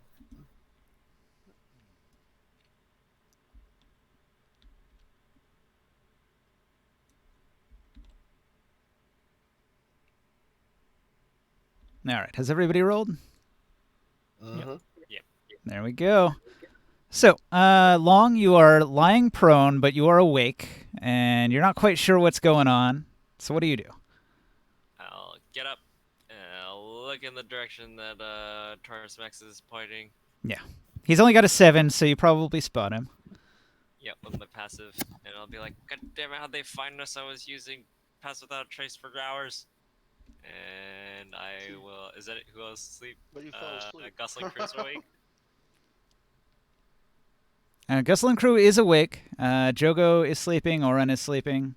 Okay, I'll move over 15 feet and use my action to wake up Jogo. Okay. What? What? The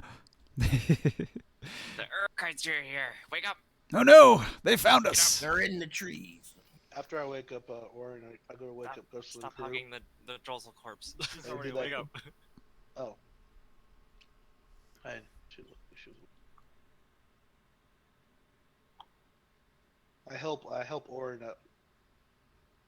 You already did an action to kick Soul, so you're kind of out of actions. Really stall. Kick Soul. What a kick Soul? That was the first thing you did. You said, "I wake up Soul," and then I shout. Oh, yeah. Oh shit. Sorry, guys. Characters too.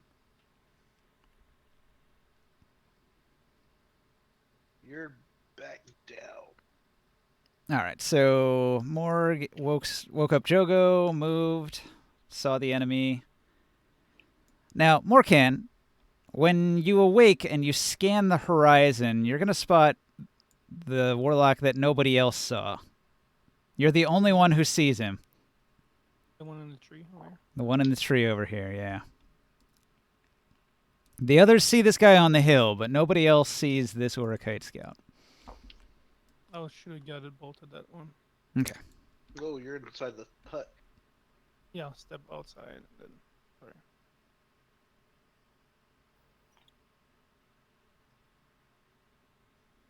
Watch out for the one in the trees. Down, down, down. What? 20 to That hit. sound. 20 to hit with 18 damage if I hit him. And he will start glowing. Let's see.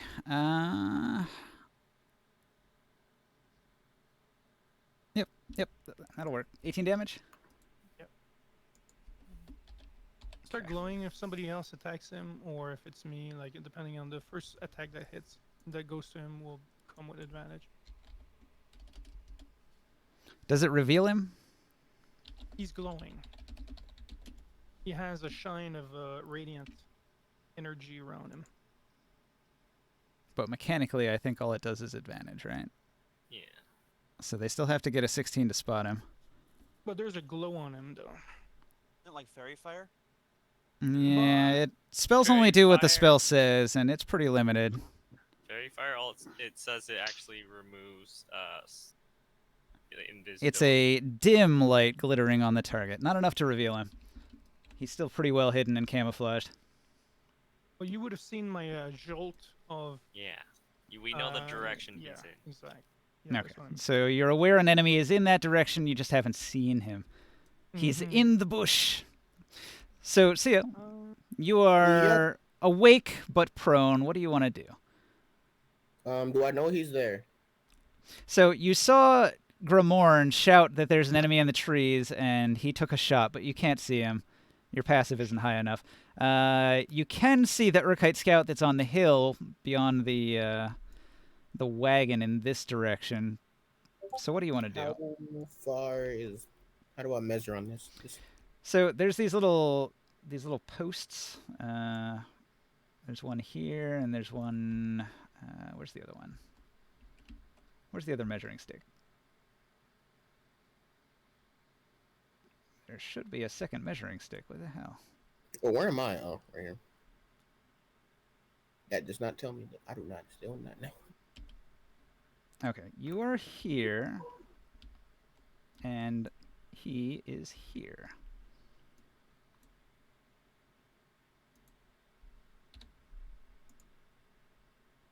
He's where I don't.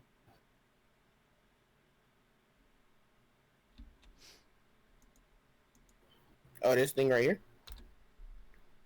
Oh shit! Fuck.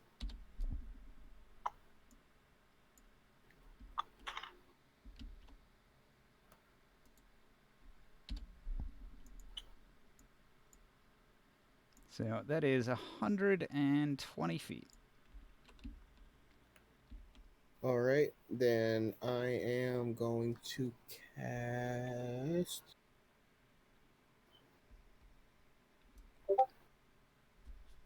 For now, I'm just gonna cast Bardic Inspiration. Okay. Who do you inspire? What's the half giant's name? Taurus. Taurus. Pretty Inspired. music. Thank you. And I am also going to cast. If he was just 5 feet closer, I could have used Vicious Mockery and called his mom gay. Actually, can I move 5 feet? Yeah. You have movement. Just for this. It's half your movement to get up, but that still leaves you with enough movement to get outside the circle here.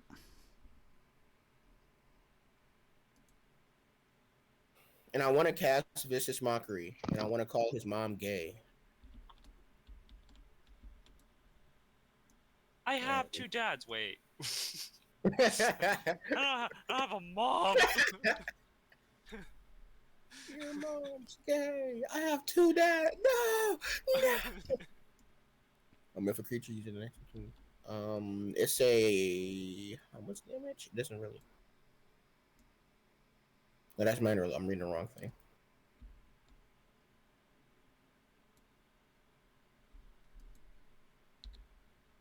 Oh, it's 2d4 because I'm 5th level or higher in Bard.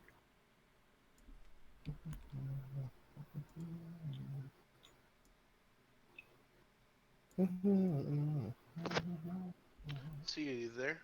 We're fighting lizards. Oh, I thought you were actually talking to me. You're reading the message. That's one hell of an advertisement. That's what woke me up, actually. 2d4.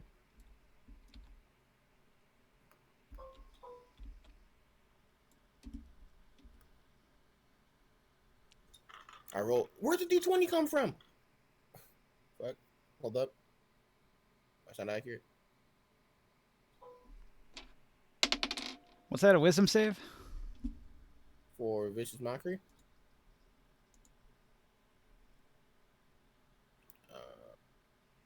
He had a 3/3 plus 3. That was my mistake. I didn't mean to put that in. There we go. It's fine. I'll look it up. Vicious Mockery. 6 damage. Wisdom saving throw, or take a d4 psychic. What's He your DC? got a 19. What is your DC? Not beating a 19. It was Okay. 14. So you tried to mock him, and he's like, "What? I can't hear you. I'm 115 feet away." What's your name? Tony! What? All right. Fuck you, Tony! Well, What's your name? You cast like a bitch. Ezekiel! I feel like you're Fuck you, Ezekiel! really not gonna like what I'm about to do. Wait, who? Uh-oh.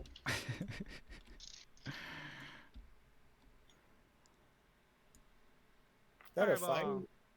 We're inside the hut. He's gonna hit the fucking cakes? Oh, hell no. I'm right next to those. No. What the fuck, guys? Get away from the cakes. That's a bit too late, man. Can't do shit about that. That your mom gave you, so it cost me my life. 10 feet away. Okay. The warlock in the trees hurls a fireball through the air, and it's going to land right in the middle of your kanks here. Yeah, I'm gonna use something when you do that. Okay. No, not our supplies. Yeah, it might blow up your barrels. That would suck. All your water down the drain. I am gonna give fire immunity to people. Give it to the kinks. What are you We're talking in a- about? We're in a bubble. We're in a bubble. They- So Yes. anybody inside the tiny hut is unaffected by the fireball. The only people that are getting hit are Soul, both kanks. I believe well, even the third kank is a little like half in it, so he takes the hit. And it looks like 2 of your barrels will be hit. The kank here would be protected. This one. He's at Okay. a distance. And the other one is 10 feet away. And then anything 30 feet away has resistance to fire. Okay, so this kank does not get hit. This kank takes half. Yeah. All right. So the DC on my spells from a warlock is 14. The kank, he rolls a 6. He fails, but he still takes half damage. Fireball does 8d6, right? He's Depends at strapped what to level. the wagon. He cannot evade. Level 3?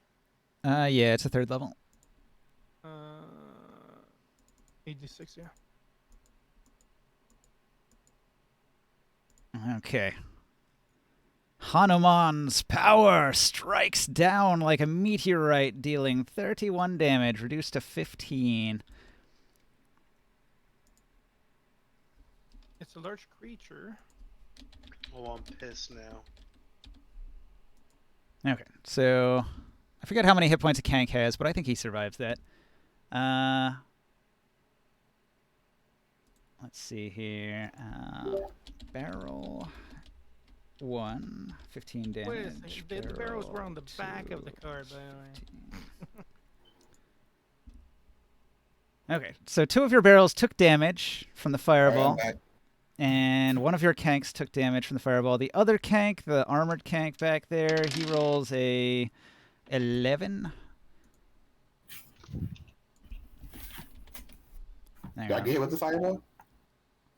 That's actually pretty close. If he's got 3, he can dodge it. Let's see here.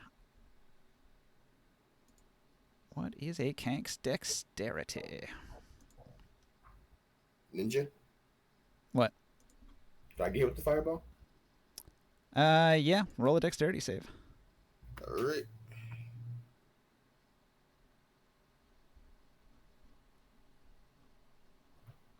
Let's see. The kank has dexterity 11. They are not dexterous. He takes the hit. You are unable to protect that one. He takes 31 damage. That almost kills that kank. The one that you found in the desert is like seriously injured. I gotta roll a con save for it. He makes the con save. He's not critically injured by the. He's not wounded by the fireball. Man. Isn't he the one with armor on? He is the one with armor on, but it's a dex save. It doesn't have anything to do with armor. Fire goes right through that shit. But that's... He would have... He's not insulting anymore, though. So, see ya. What is your dexterity save?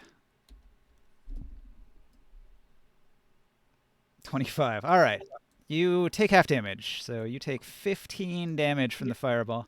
He has Well, resistance. Oh yeah, you have resistance, so you actually take 7 because Gromorn protects you with the power of the fire god. Yeah, you see my lantern shine, making you all glow. Maybe your fire god ain't that bad. Maybe. Okay. So from his spot way back here, the other warlock. I mean, when you weren't here, Ninja had you sing praise about how good the fire god was. That's true. Let's see, So that's 120 what happens when you believe. spell attack. I believe, Hercules. All right, this warlock, he's going to watch carefully what happens when the fireball hits, and he sees what Grimorn does, and he says, he must be a fire cleric. This was unexpected. And so he's going to target Grimorn with an Eldritch Blast. He fires 2 Eldritch Bolts. He's got +6 to hit. I got 19 AC.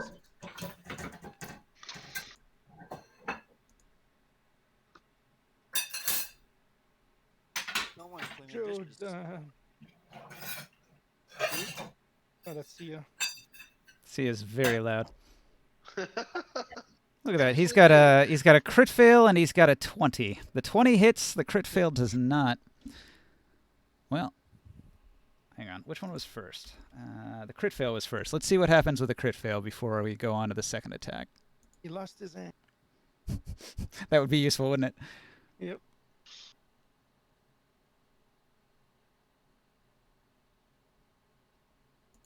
Opening the crit table. One moment. Hey guys, we move about like 10 miles, so we're doing well.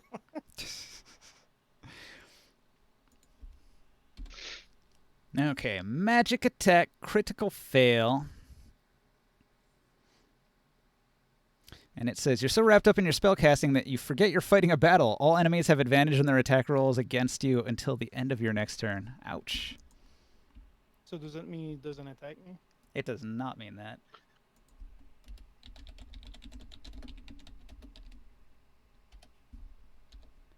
So he still gets off his other Eldritch Blast, which does hit you. The Eldritch Blast cuts into you for D10 plus 3, which is going to be 7 force damage.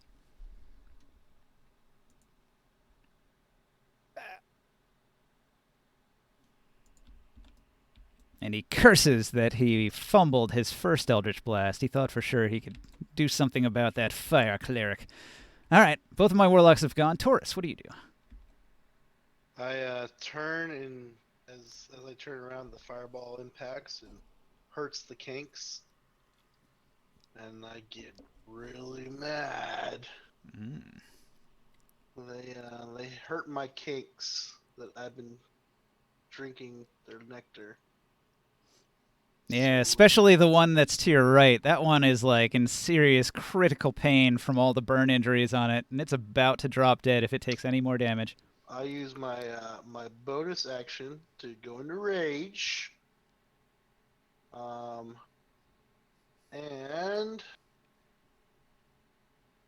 as my special instinctive pounce, as part of the bonus action you take to enter your rage, you can move up to half your speed. So I'll do my 20, 23, 20, 22. Remember the rough 23. terrain situation, too. Running through sand is not easy. So, alright, so I got that far. And I tell Grimorn, I'll get him. Oh, actually, hold on. It was this one, right, that did the fireball? Yes. Okay. I tell him, I'll get him. And so there's my half. You wanna play, boy? And I'll do my first movement, which is 20 something, 22. And then I'll go ahead and make my second to dash up to here. Now I'm in his face.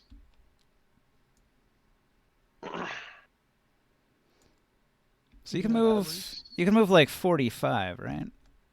Yeah. Well, I can do 90. Yeah, but it's rough terrain, so half. Yeah, but I also had the half movement from my instinctive pounce. So I had an extra 20. Gotcha. Okay, So 22. fair enough. So I got me my extra 10. So, I mean, I'm right.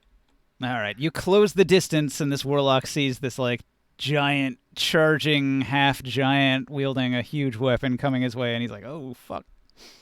Oh, shit. And you have advantage on top of that right now, Yeah. since you're the first attacking him. Okay. Yeah, but I can't attack him. I've used my action and my bonus action. Oh, wait. Yeah, you don't have an ace anymore. But he can't run. He can't run from me now. Yeah. Alright, I'm done. Because of Sentinel. Yeah. Yeah, I'm done. Let me look up a spell here.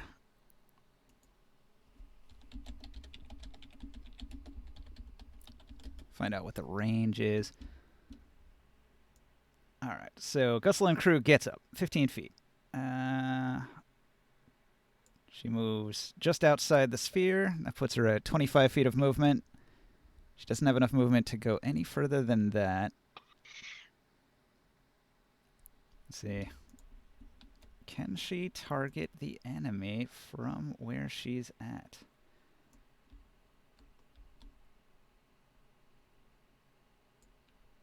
125. Just short. Actually, like, if she had moved diagonally, I think it works.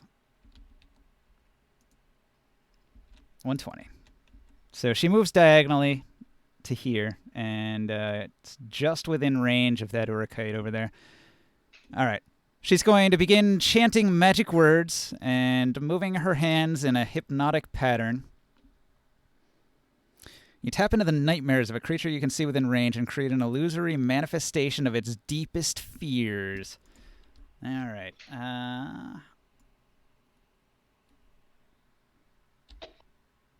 He thinks a very, very large raptor is appearing in front of him, about ready to eat his face, and he grows horrified by it.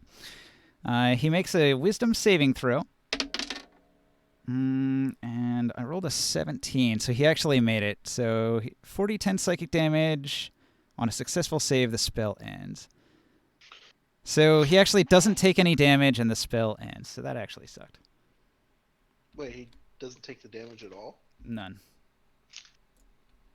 What? Was it a it attack? Phantasmal Killer. Phantasmal Killer fails completely if he makes the save. Oh, okay. That sucks. Well, hang on. Wait a minute. It says the target must make a wisdom saving throw. On a failed save, the target becomes frightened for the duration. At the end of each of the target's turns... Well, yeah, the spell ends if he makes a save, so he was unaffected. She curses! He is seen through my illusion, she says. Jogo is going to hop up. And he's going to move diagonally to here. And Jogo's going to look about and see what's going on. And he's going to say, oh, this isn't good. Let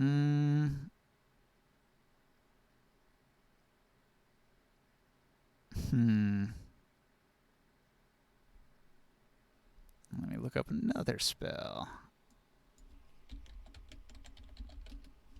These wizards are throwing around some big spells here. Which is good. They don't want to take a fireball to the face. It's only got 90-foot range. He can't use that one. All right. Jogo knows the same spell that she tried to cast. And he's going to try the same thing. So another wisdom save.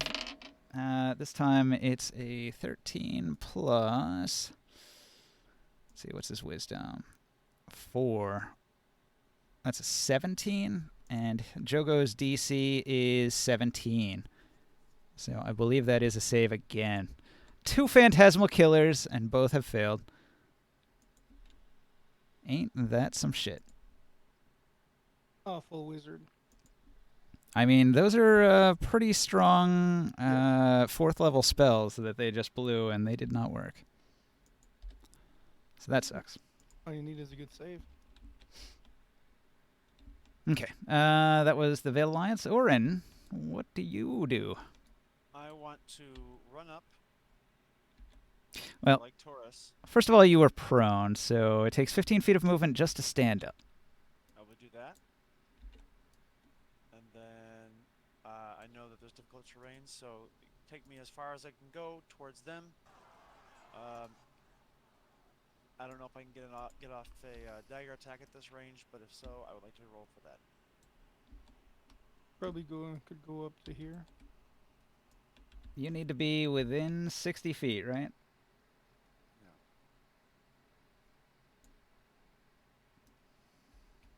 Just short. Too short? Just short and like 5 foot. Okay. Alright, well then, can I make my entire time to just move towards? Yeah, I don't know. I got it. Look at that, 60 feet. Did you? Okay. I drew it corner to corner, so this corner to this corner is just barely within your range. Oh. It You was get 15 and then it went to a 3. You have an advantage on it. Yeah, roll again. Try for a better number.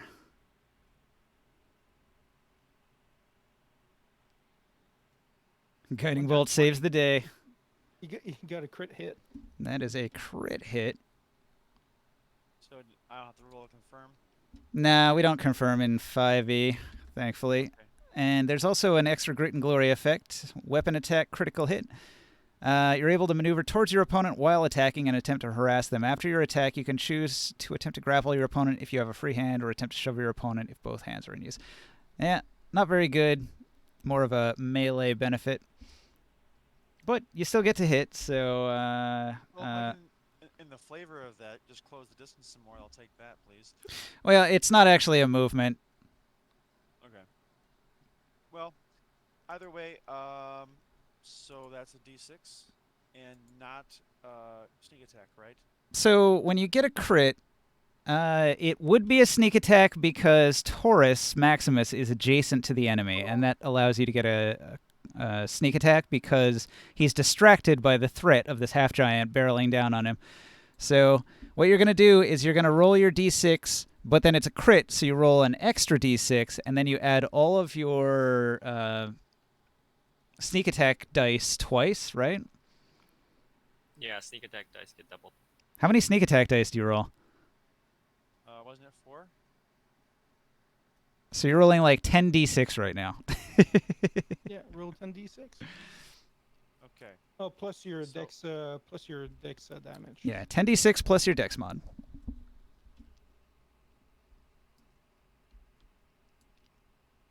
That was a really excellent time to roll a critical hit. Yep. 36 damage. Okay. You hit him right in the forehead, and he just like keels over backwards with his eyes rolling up into the back of his head. Hey, that was mine! We So I both start running up got and 'em. throw it. Thunk. Okay, Morg, what do you do? I just step away for a minute. All right. The only other one is this one, right? On the hill? Yeah. Okay. I will transform into my fastest creature, giant hyena, and run. That's my bonus action, and I'll run 50 feet in the desert as an action.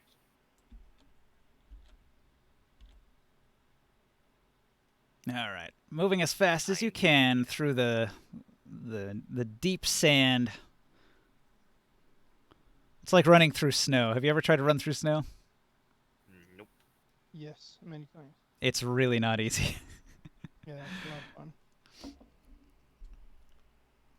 Not, like- not like really high snow.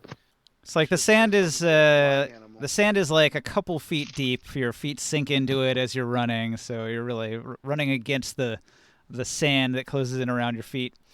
Well, he's in California. He knows beaches. And... Yeah. Okay, so you move, and then Chris. What does Grimorn do? Okay, so this guy I have advantage on him because of his crit fail. Yes. He's gonna be taking some California dream. scorching ray. Judge.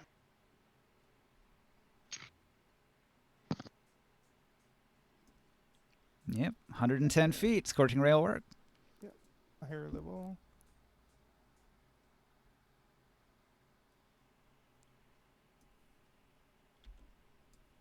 Let me double check the damage.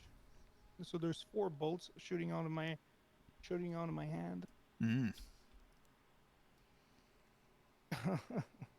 Well, 3 damage. Not great.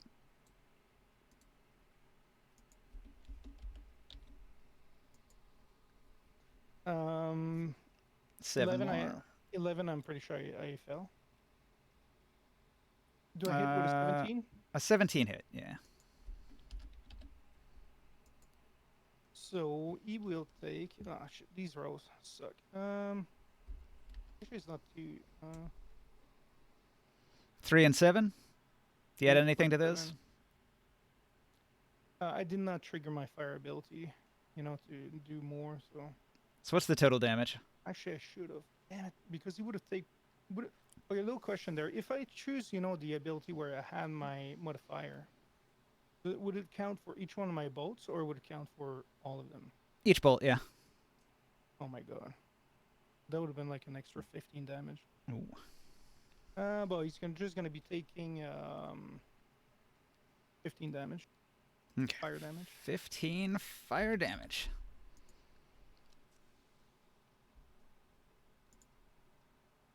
He lets out a cry, but he does not die from the fire damage. And I move wide here. Okay. The barrels, when I look at them, what kind of shape are they in? All right. A barrel has 18 hit points, and they have taken 15 damage. If they take any more damage, they are likely to burst apart, and all the water will be lost. Yeah, I'm gonna use some bending on them. Mending, sorry. Yep. Okay, so it's Soul's turn. So you gotta kill the dude. See ya. What do you do?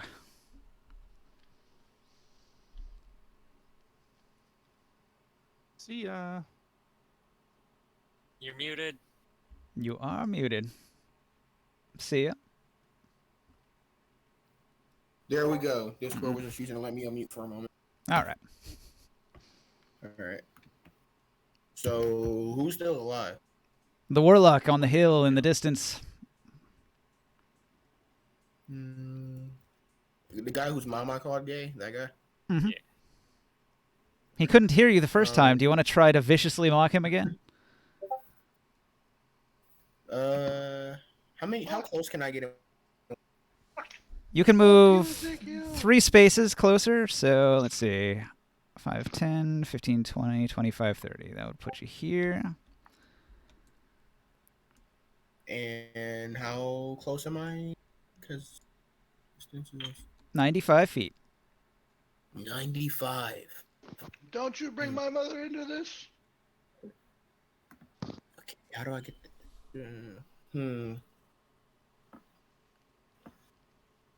95 feet. Does he have any ongoing current spells? You can't tell. You can tell that he's on fire, though.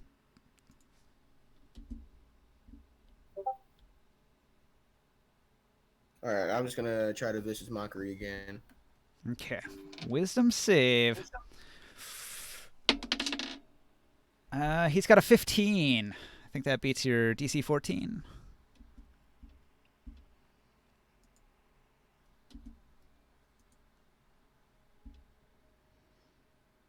How high is your charisma? See ya.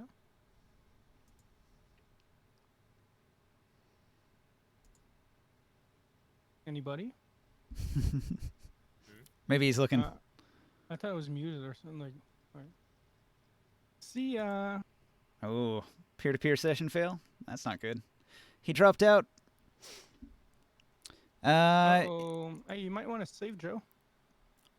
His I'm on it. his spells are based on charisma, right? He's got +3 and he's got 3 proficiency. So 8 plus 6 is 14. Yep. Unless he's got an item that boosts it. I don't think he does. He really needs like a bardic instrument that gives him a higher DC. That would help him tremendously. That or 2 points in charisma would help him out a lot. Yeah. If he has 14, his charisma's probably Yeah, it's a 16. 16. He should have that. At some point, he'll have a proficiency bonus of 4, and that'll help him out. All right, so he ignores the vicious mockery. He still can't hear from this distance. He's like, what? What's that about my mother? Ah, never mind. The warlock, badly injured as he is, will pull out a potion and quaff it with his bonus action. And he heals for 16, so now he's no longer injured.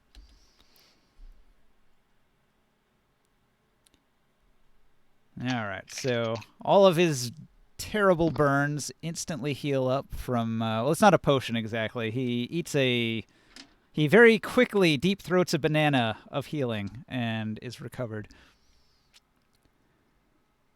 And then he's going to think about what he can cast. These fools are more dangerous than I suspected. I should report back. He's going to...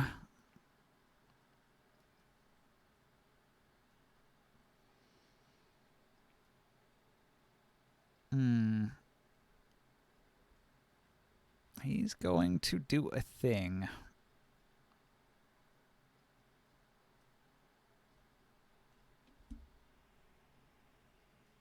All right. Let me see the range on this spell real quick.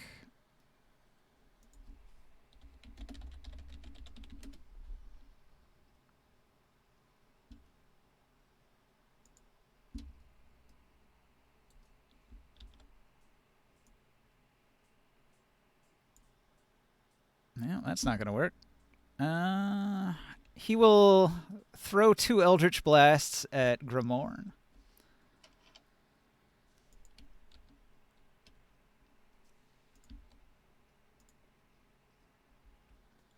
+6 to hit on each one. He's got... Oh my god.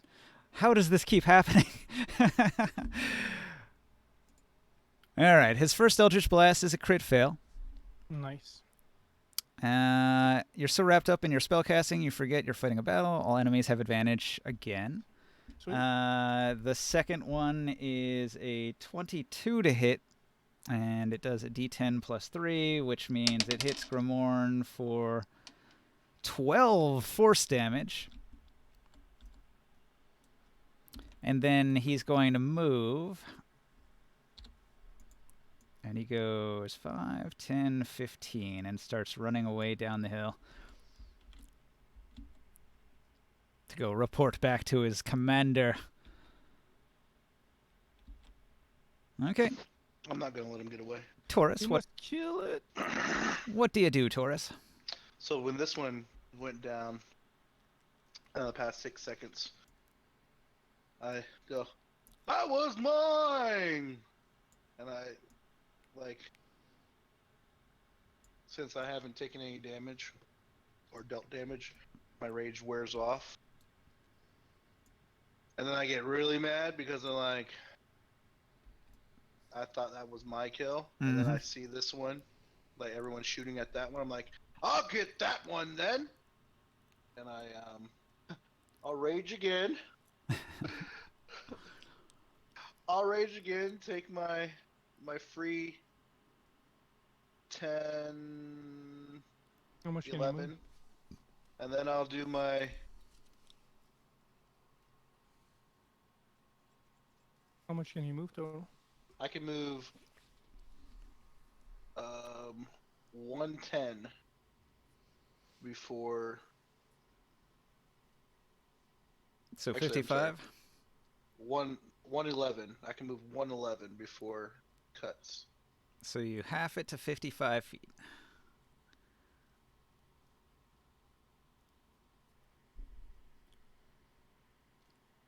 Boom. Closing the distance. I'll get him. You move quick. All right. We got the dog too. Let's see. Veiled Alliance, they're Oh. going to see him turn to run.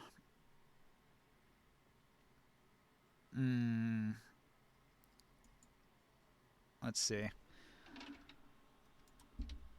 All right. Gusselin crew, she's like, I'm not going to get fancy. I'm just going to try to ping him with a frost, or like a ray of frost. She's got +9 to hit. That's a 23 to hit. Actually, she's got advantage. It wasn't crit. Let's see. It does 2d8 cold damage to the back of his head. He takes 11 cold damage.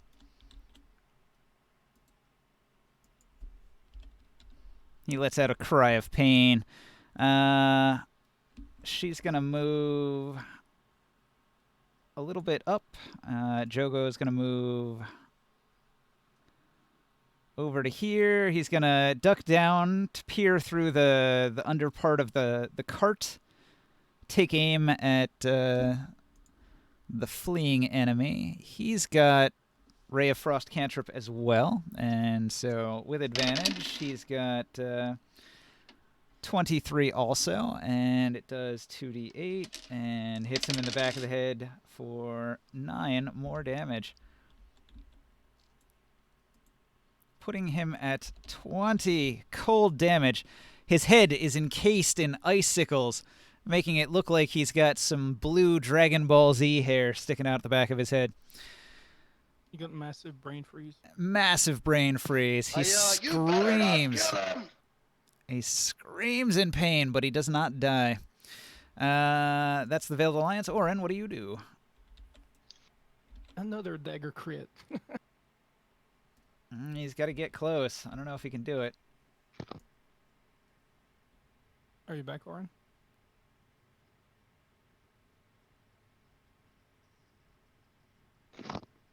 I will. He's 135. Far away anyway. He can move 5, 10, 15 feet. That would put him at 120 feet like he was last turn. You could sprint if you. Oh,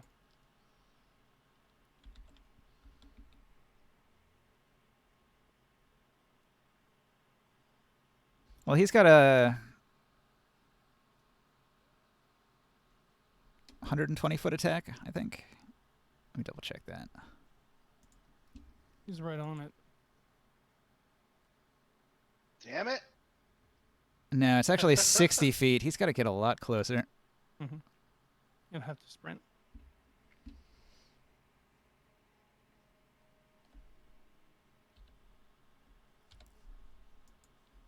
So where was he? He was here. So 5, 10, 15. 5, 10.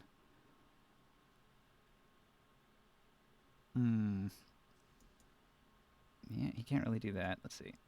5. He can basically move 6 squares. So you can go 1, 2, 3, 4, 5, 6. He could get to here with a dash, which is not close enough to do much of anything, really. 105 feet. Now, if only he had a bow, that would be really handy right now. I don't think he does. You could grab my crossbow. He is adjacent to you. Mm-hmm. You can grab it if you want. Do you have your crossbow loaded and just hanging on your belt? Yeah, well, it's in my bag. You know, That would be an action to get or it in out. My belt. Not bag, back. My back, you know. It's still accessible. Like, don't mind me. I'll just use this real quick. It is loaded. So it's got to be on a quick slot for him to get it without requiring an action. So he's not going to be able to do that. Okay. Like if you had it attached to a belt or bandolier, he could maybe grab it with a bonus action. Well, it's a two-handed one, so it would be kind of hard to carry on your side. Right. They're still pretty fairly large, you know, those crossbows. Well, the bandolier, sort of the strap that goes diagonally across your torso, that's what I'm talking about. That would have like a hook to attach it to your back. I do have one, but like it's in my back. Like I don't know if it's like easy to take off. Right. Is it a bandolier though, with quick slots? I don't know. It's not written on my sheet, so. All right. Yeah, because that's like a specific item, like the bandolier with quick slots. Well, I do have the bandolier, but I don't know if the crossbow is attached to that. Right. You should really specify exactly what's in your quick slots, because those are the only items that you can actually use with a bonus action. I would say no, because I only have it for somebody else who Yeah. wants it later on at some point. Gotcha. So it's probably like more like in a backpack. Yeah, or let's say it's in the bag of. We'll say it's in the bag Strap. of. So bag of holding the bag. definitely requires a full action to retrieve. All right, so Oren's just going to dash since he's not here to speak for himself. Morg. Yeah. It's your move. Okay. I'm gonna close in 50 more feet, because that's all I can do. 10, 20, 30, 40, 50. Okay, that's my action. All right. I'm gonna eat you. Chris, what do you do? I think bad doggy. I'm gonna get that one. Your kill's about to be stolen again. I'm like, hell no. It's making me run faster. Shooting on that thing again. I'm triggering my fire ability. All right. I got advantage on this too. Mm-hmm. 15 to hit. That hits. That is his armor class, and he had 2 hit points, so he dies. Ah! You motherfucker! Well, he just got hit by a fuckload amount of damage.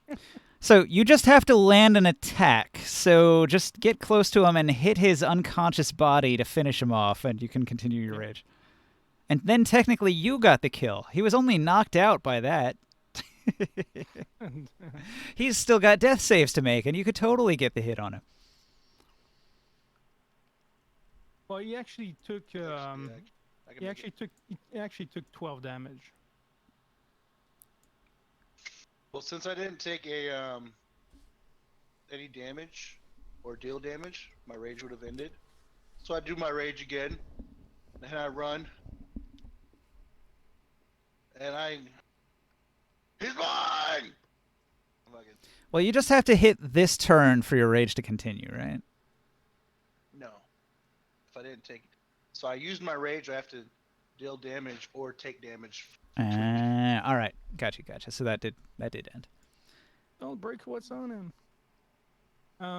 As soon as the fight is done and we're out of combat. Are we out of combat? Oh, Yeah. I haven't hit this guy. I gotta hit him.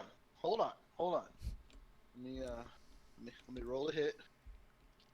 You get advantage because he's prone and Oh, unconscious. I get advantage? Oh, I get advantage. Okay, so hold on. That's my first. Actually, you get +1 on top of that because he also had that effect on him from the crit fail. Oh, okay. So I got 23 to hit. Does that hit? Yeah, that hit. Mm-hmm. Okay. And I'm raging, so I take a. Oh wait, I changed my weapon. Fuck. Were these Templars? Yes, these were Warlock Perfect. Templar Scouts. I don't remember what I changed the weapon to, but I'll just say I have the other one. Still. Urakite Warlock Templar Scout. I hit him for Multi-roll. 11 damage. All right. He gets another death save. I use my second attack. Oh wait. I use my second attack. And then he fails his death save. And then he fails his death save. He dies. Hey! Okay, you behead the Dragon Ball Z hair frozen skull of the Urukite scout. As soon as the fight is done, I'm gonna go and do mending on all the barrels and on the cart. Gotcha. Fix all that. You And fix he's up. gonna come. And I want to.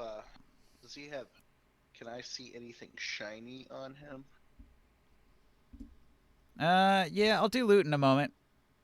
I wasn't super prepared for this because I wasn't expecting you guys to sit around and wait for the enemy to close the distance on you like that.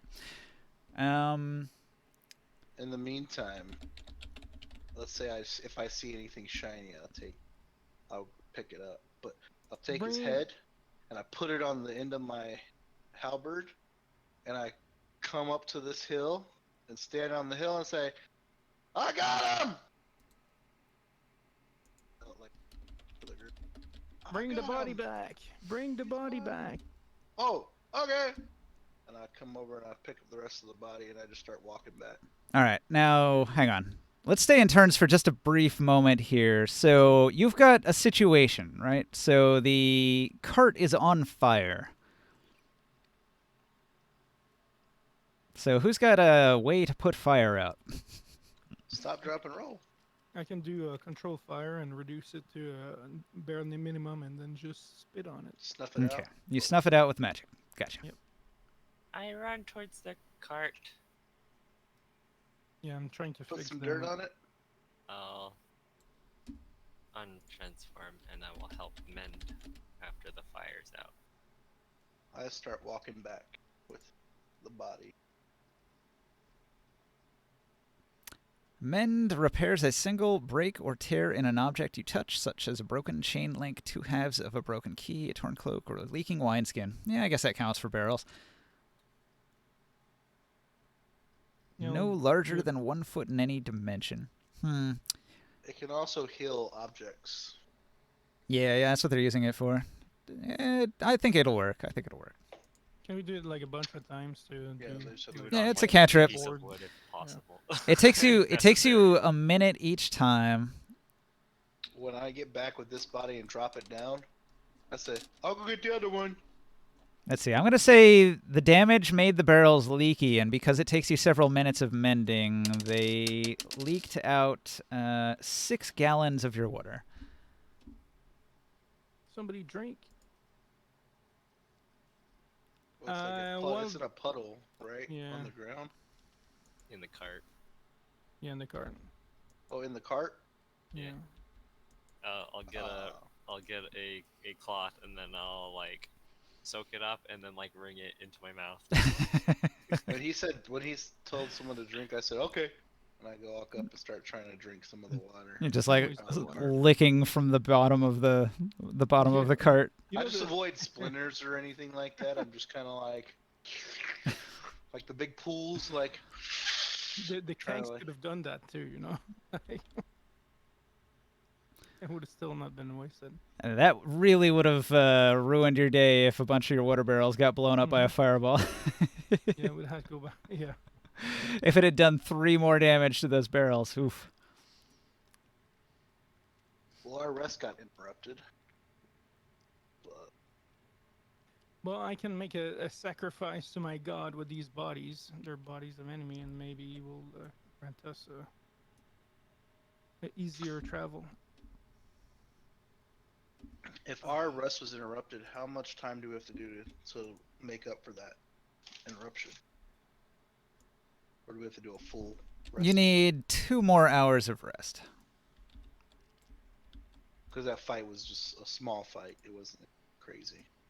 Well, wherever the cutoff was, you had 6 hours of rest. You need 8 to get a long rest, so you just need to do 2 more after this. Okay. Can I do a ceremony and sacrifice these 2 corpses? Sure. They are Templars, and they're enemies. They attacked us. And to the Lord of the Flames! These ones aren't Templars. It's a warlock and like a fire mage or something. No, they're both Templars. Figure out that weapon. All right. I have added their loot to the note cards here. They each had a crossbow and a bronze dagger. And I'm going to do one other treasure roll, see if they had anything in particular.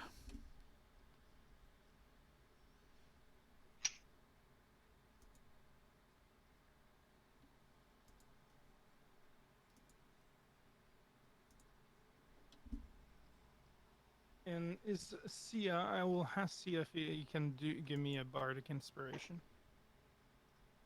He's not Han, so All right. Yeah, he'll probably do that. He's got inspirations to spare. yeah, and then I'll give myself a guidance on top of that.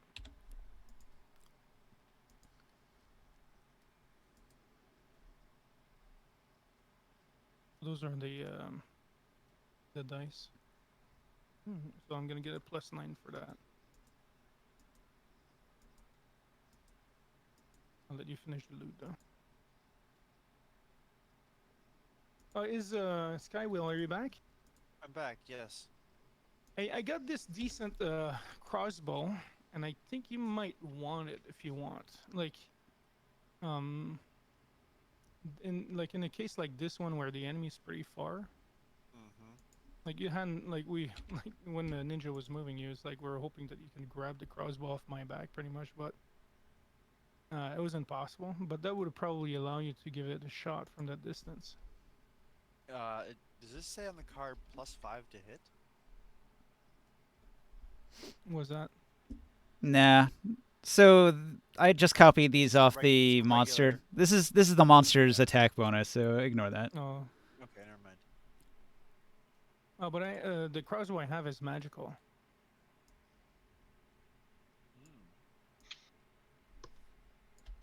Hey, real quick, Well, I am certainly not one to turn down a gift of any kind.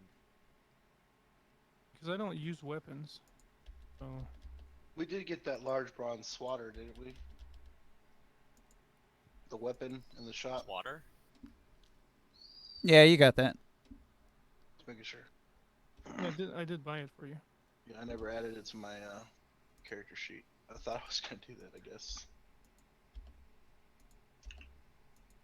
So it's a repeating crossbow. So you might want to grab those bolts, and you can recharge your the crossbow before a fight or something. Be ready with it. So I put it on a card and I give it to you there. Oh, thank you. Let's see how this works. Alright, this bolt goes in here. Click. I go up and start playing with my new toy.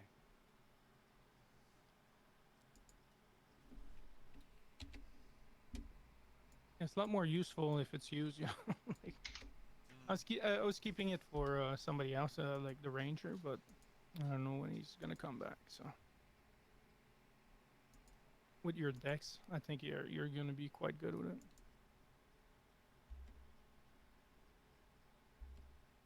I gotta say, you know how to pick them.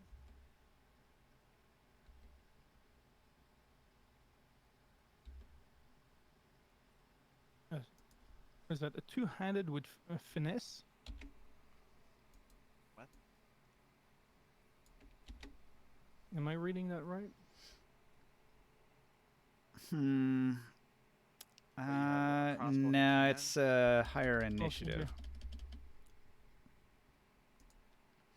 you. All right, so they have masterwork weapons, punching daggers, and Agafari light crossbows. There were 20 bolts. And let's see.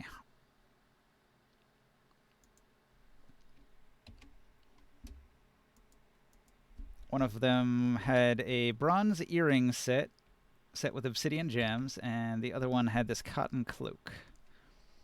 I cast another detect magic just to see if there anything glows. You casted detect magic. All of these are mundane items, Okay. except for the bronze earrings. Oh. Everything is ordinary, but these earrings seems to be much.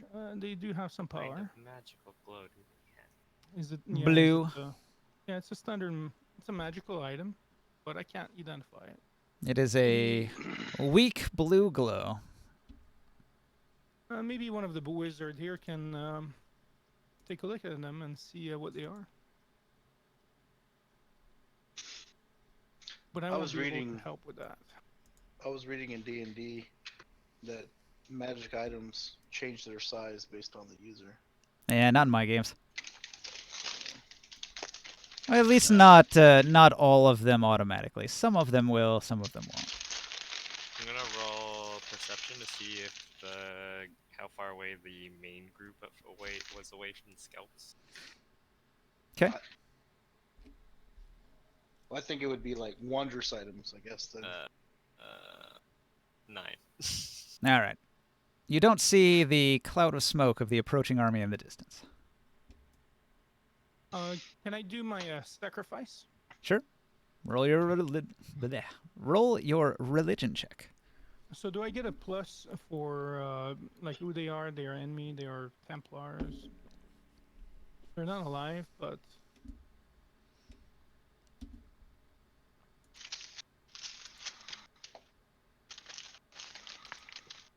I have to bring up the sheet with a checklist on it. okay.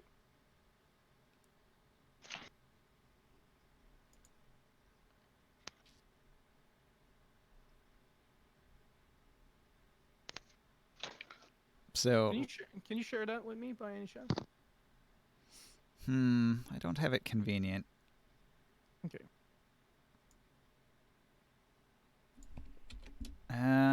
If you look in the Dark Sun, that's the list. Okay. Do you want to spend an entire hour doing it? Do we have that?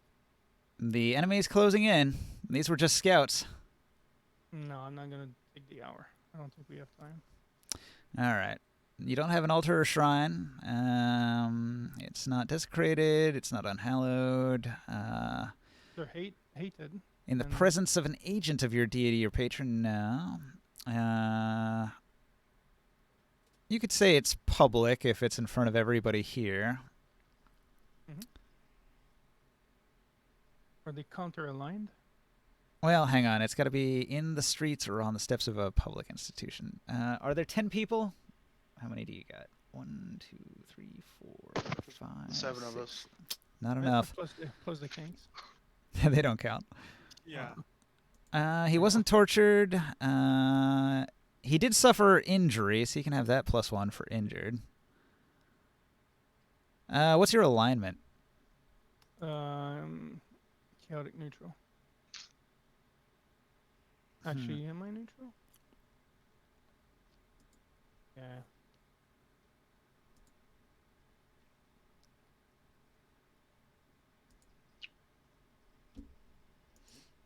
I'm more aligned like my the Lord of Flames would be. He was also chaotic neutral, so no good there. He's a sentient creature, right? Yeah, he was a sentient creature. He had 5 hit dice, so you're up to +2. Or were they wicked or pure? No. It looks like +2 is the best you're gonna get. Is he a cleric of another god? He was not. He is a warlock who worships Hanuman. Were they hated? I think they would be hated. You know, they're from Uruk. They've never been our friend. Hated by the deity or patron. The fire god doesn't necessarily hate Yeah. Hanuman. He would hate like a water cleric. Yep. Or somebody so- who is the antithesis of fire. So +2. Yeah, +2. They got 35. 35 is pretty damn good. God. He's like, yeah, you know, at 35, you know, like. I was not expecting anything like that. Imagine if you actually like stacked all those. That'd be pretty cool. Whoa, see us back. The summoning has brought Sia back. Yeah. I fucking hate my internet. Get some better at All right. You set fire to the pile of bodies. Grimorn, you say your prayers to the Fire Lord, and as the bodies burn, a fire elemental rises from the bodies. It cut off mid. Did my vicious mockery go through? At least. No. I know that. you He failed. actually, Yeah, you didn't save the roll. Okay. Mid-turn. So, Krios, it says here that you can ask the fire elemental that has appeared before you to perform a service in exchange for payment, but it's not obliged to do so. The requested task could range from simple, like fly us across the chasm or help us fight a battle, to complex, like spy on our enemies or protect us during our foray into the dungeon. You must be able to communicate with the creature to bargain for its services. You speak Primordial, right?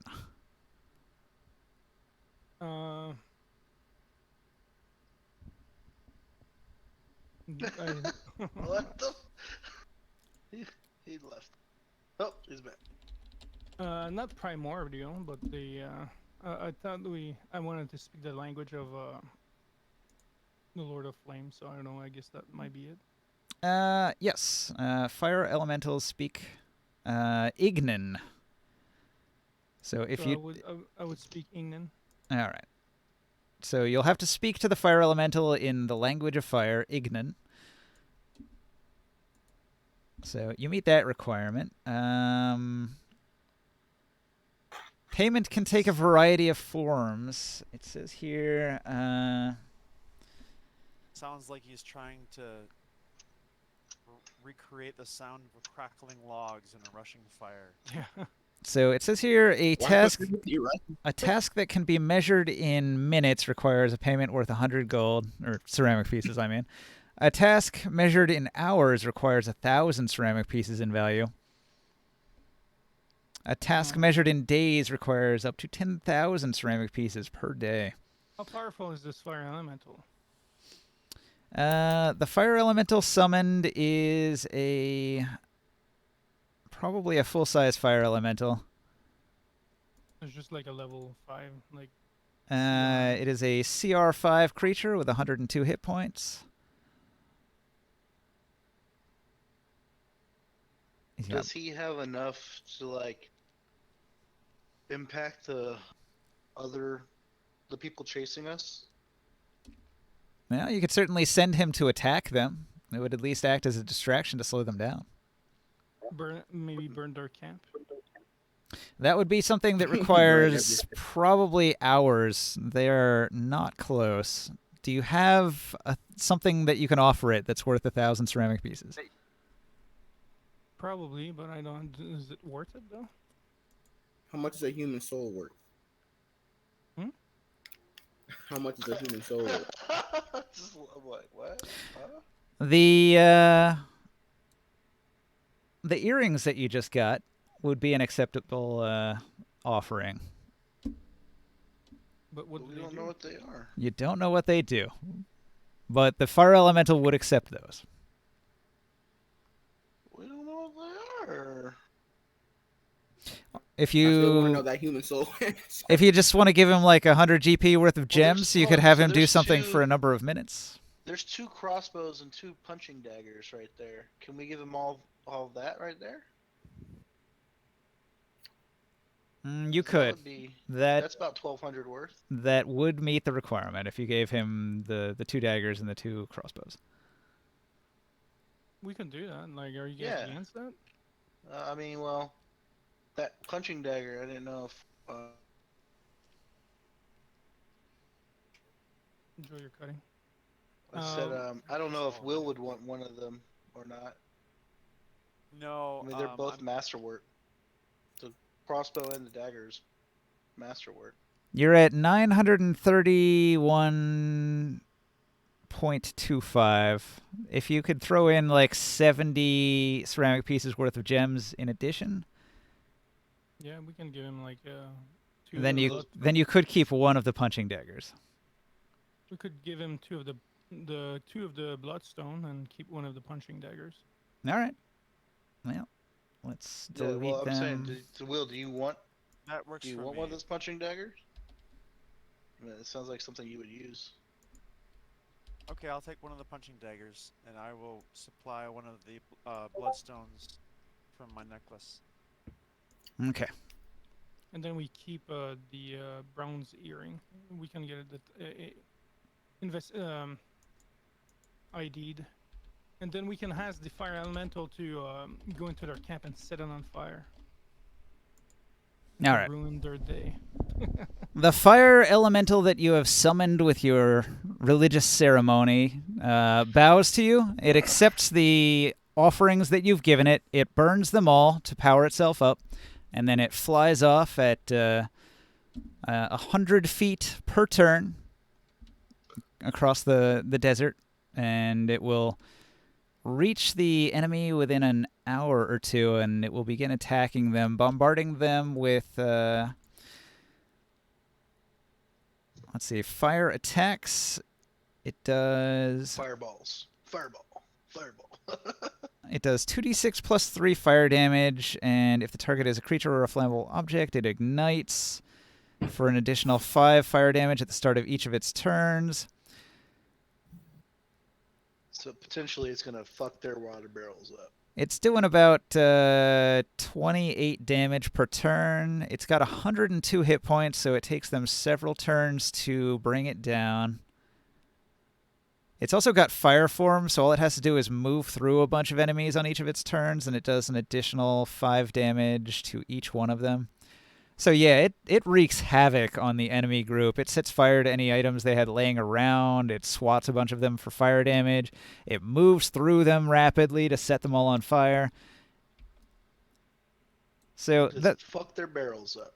And they continue pursuing us. it didn't necessarily go after their barrels. It was going after them to do damage to them so that they wouldn't be able to chase you down. Light Okay. as much on fire as possible. If I was a fire elemental, that's what I would want to do.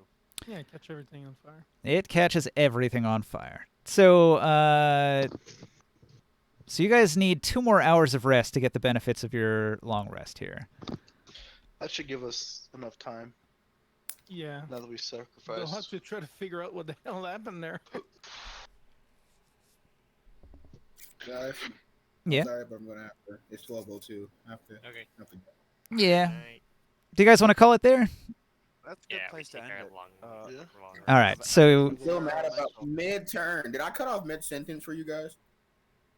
I don't recall if you were talking at the time that you left. I was going over Vicious Mockery, and I said I forgot. I said I'm gonna call his mom gay a second time, and then it died. yeah, you disconnected like right there. So we sort of finished out your turn for you.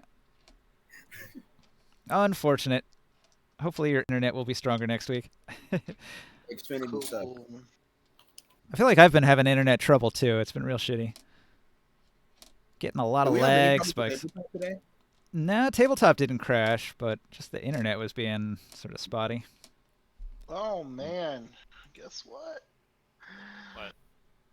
I got one of my dexterities back. Yeah. Get a dexterity back.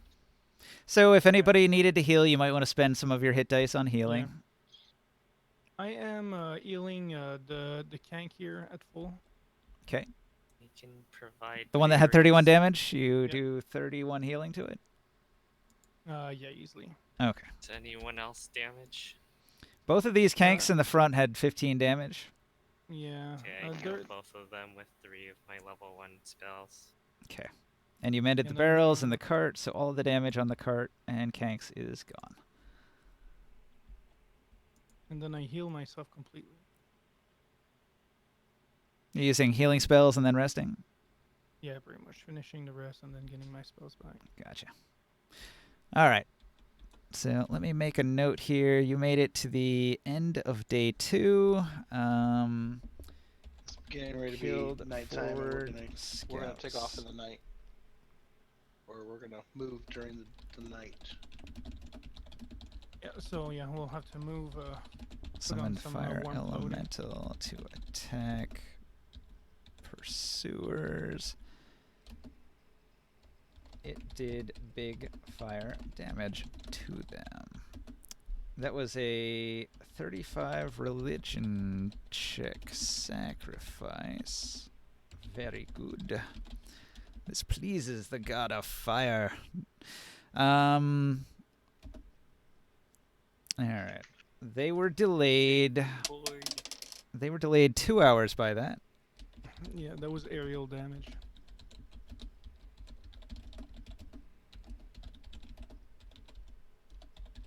So that puts them a little bit further back away from you. And then you spent 2 hours finishing long rest. And then it's going to be nighttime. Rested until night. So when you decide to pick up and start moving again, the temperature is 21 degrees. So I'm going to make a note here. Everyone has to deal with cold when we return. And I'll put a... Yeah, we'll be traveling covered. Do you guys all have warm clothing? Yeah. I've got several sets of I do. clothes. Yeah, I I'm do. assuming one of them is I got appropriate. desert clothes. I also get some warm covers for the people. Yeah, if you don't have warm clothing, you can at least like take a blanket and wrap it around yourself as you travel. Yeah. I will walk with Mr. Blinky It draped over me like a cape. I also have an amulet that protect, like a cold protection amulet thing. All right. Well, that would help somebody. So whoever's got the lowest con save, you might want to hand that off to them so that they can resist it. Mr. Blinky is a half giant sized Blinky. Yeah, I have a amp cold weather outfit. Alright, guys, good night. Good night. Good night. Good night. I tie it around my neck like a cape. Well, this will give me time to recalculate the distances because your cart is considerably lighter than it was previously, which means you're moving faster than I had expected. So I have to recalculate distances a bit. Yeah, And I we got have another the- kink. Oh, I would wha- assume that we'd put more stuff on this other kink. yeah, the other can't. Why can't we put like one of the barrels on him? A barrel wouldn't fit on a kank. He's only got saddlebags. It's like a backpack. You can't fit a big object like a 400-pound barrel in it. So I got the what is it called? The Iron Amulet of Cold Resistance. Yeah, so anybody who's got a really low con and is going to fail all the con saves throughout the cold night, you could put that on for resistance against the D6s each hour. It has 5 charges. It lasts an hour Charges. on each charge, right? It doesn't say. Yeah, it probably would be... Well, I mean, whenever the effect happens, you could trigger it. Yeah. So it'll much. eat up that number of charges. You probably want to save them for like the last 5. Yeah. The first few are not that hard, but when it's like a 21 towards the end of the night, it does get pretty hard to make the con save. We ready to save the table? Hang on a second. Yeah, he has to pack everything in. All right, let me pack it up, pack it in. Let me begin. And end. Now you can save. Okay. Doop, doop, doop, doop, doop.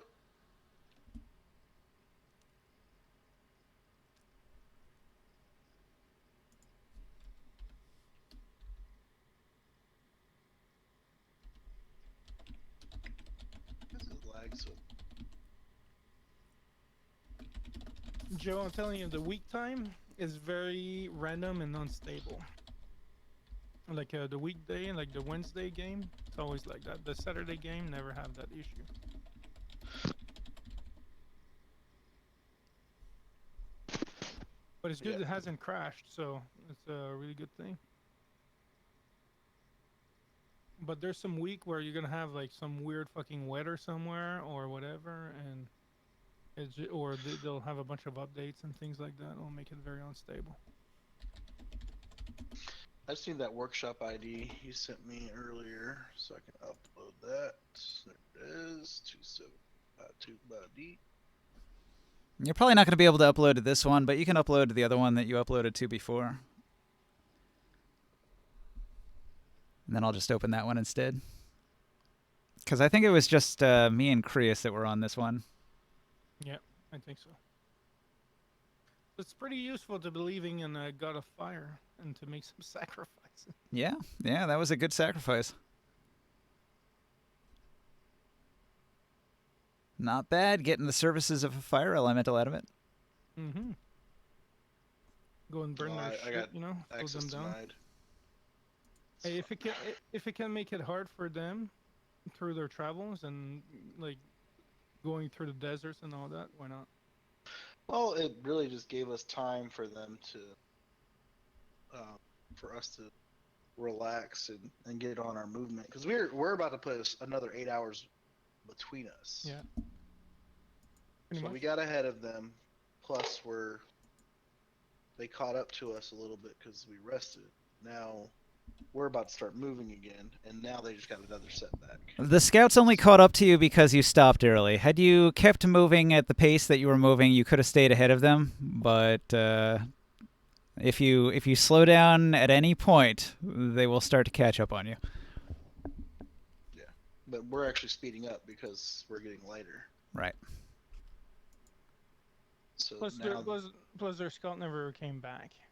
Yeah, so they were not warned where you were, and then they got attacked by a fire elemental out of the blue. I bet they didn't expect that one. They did not.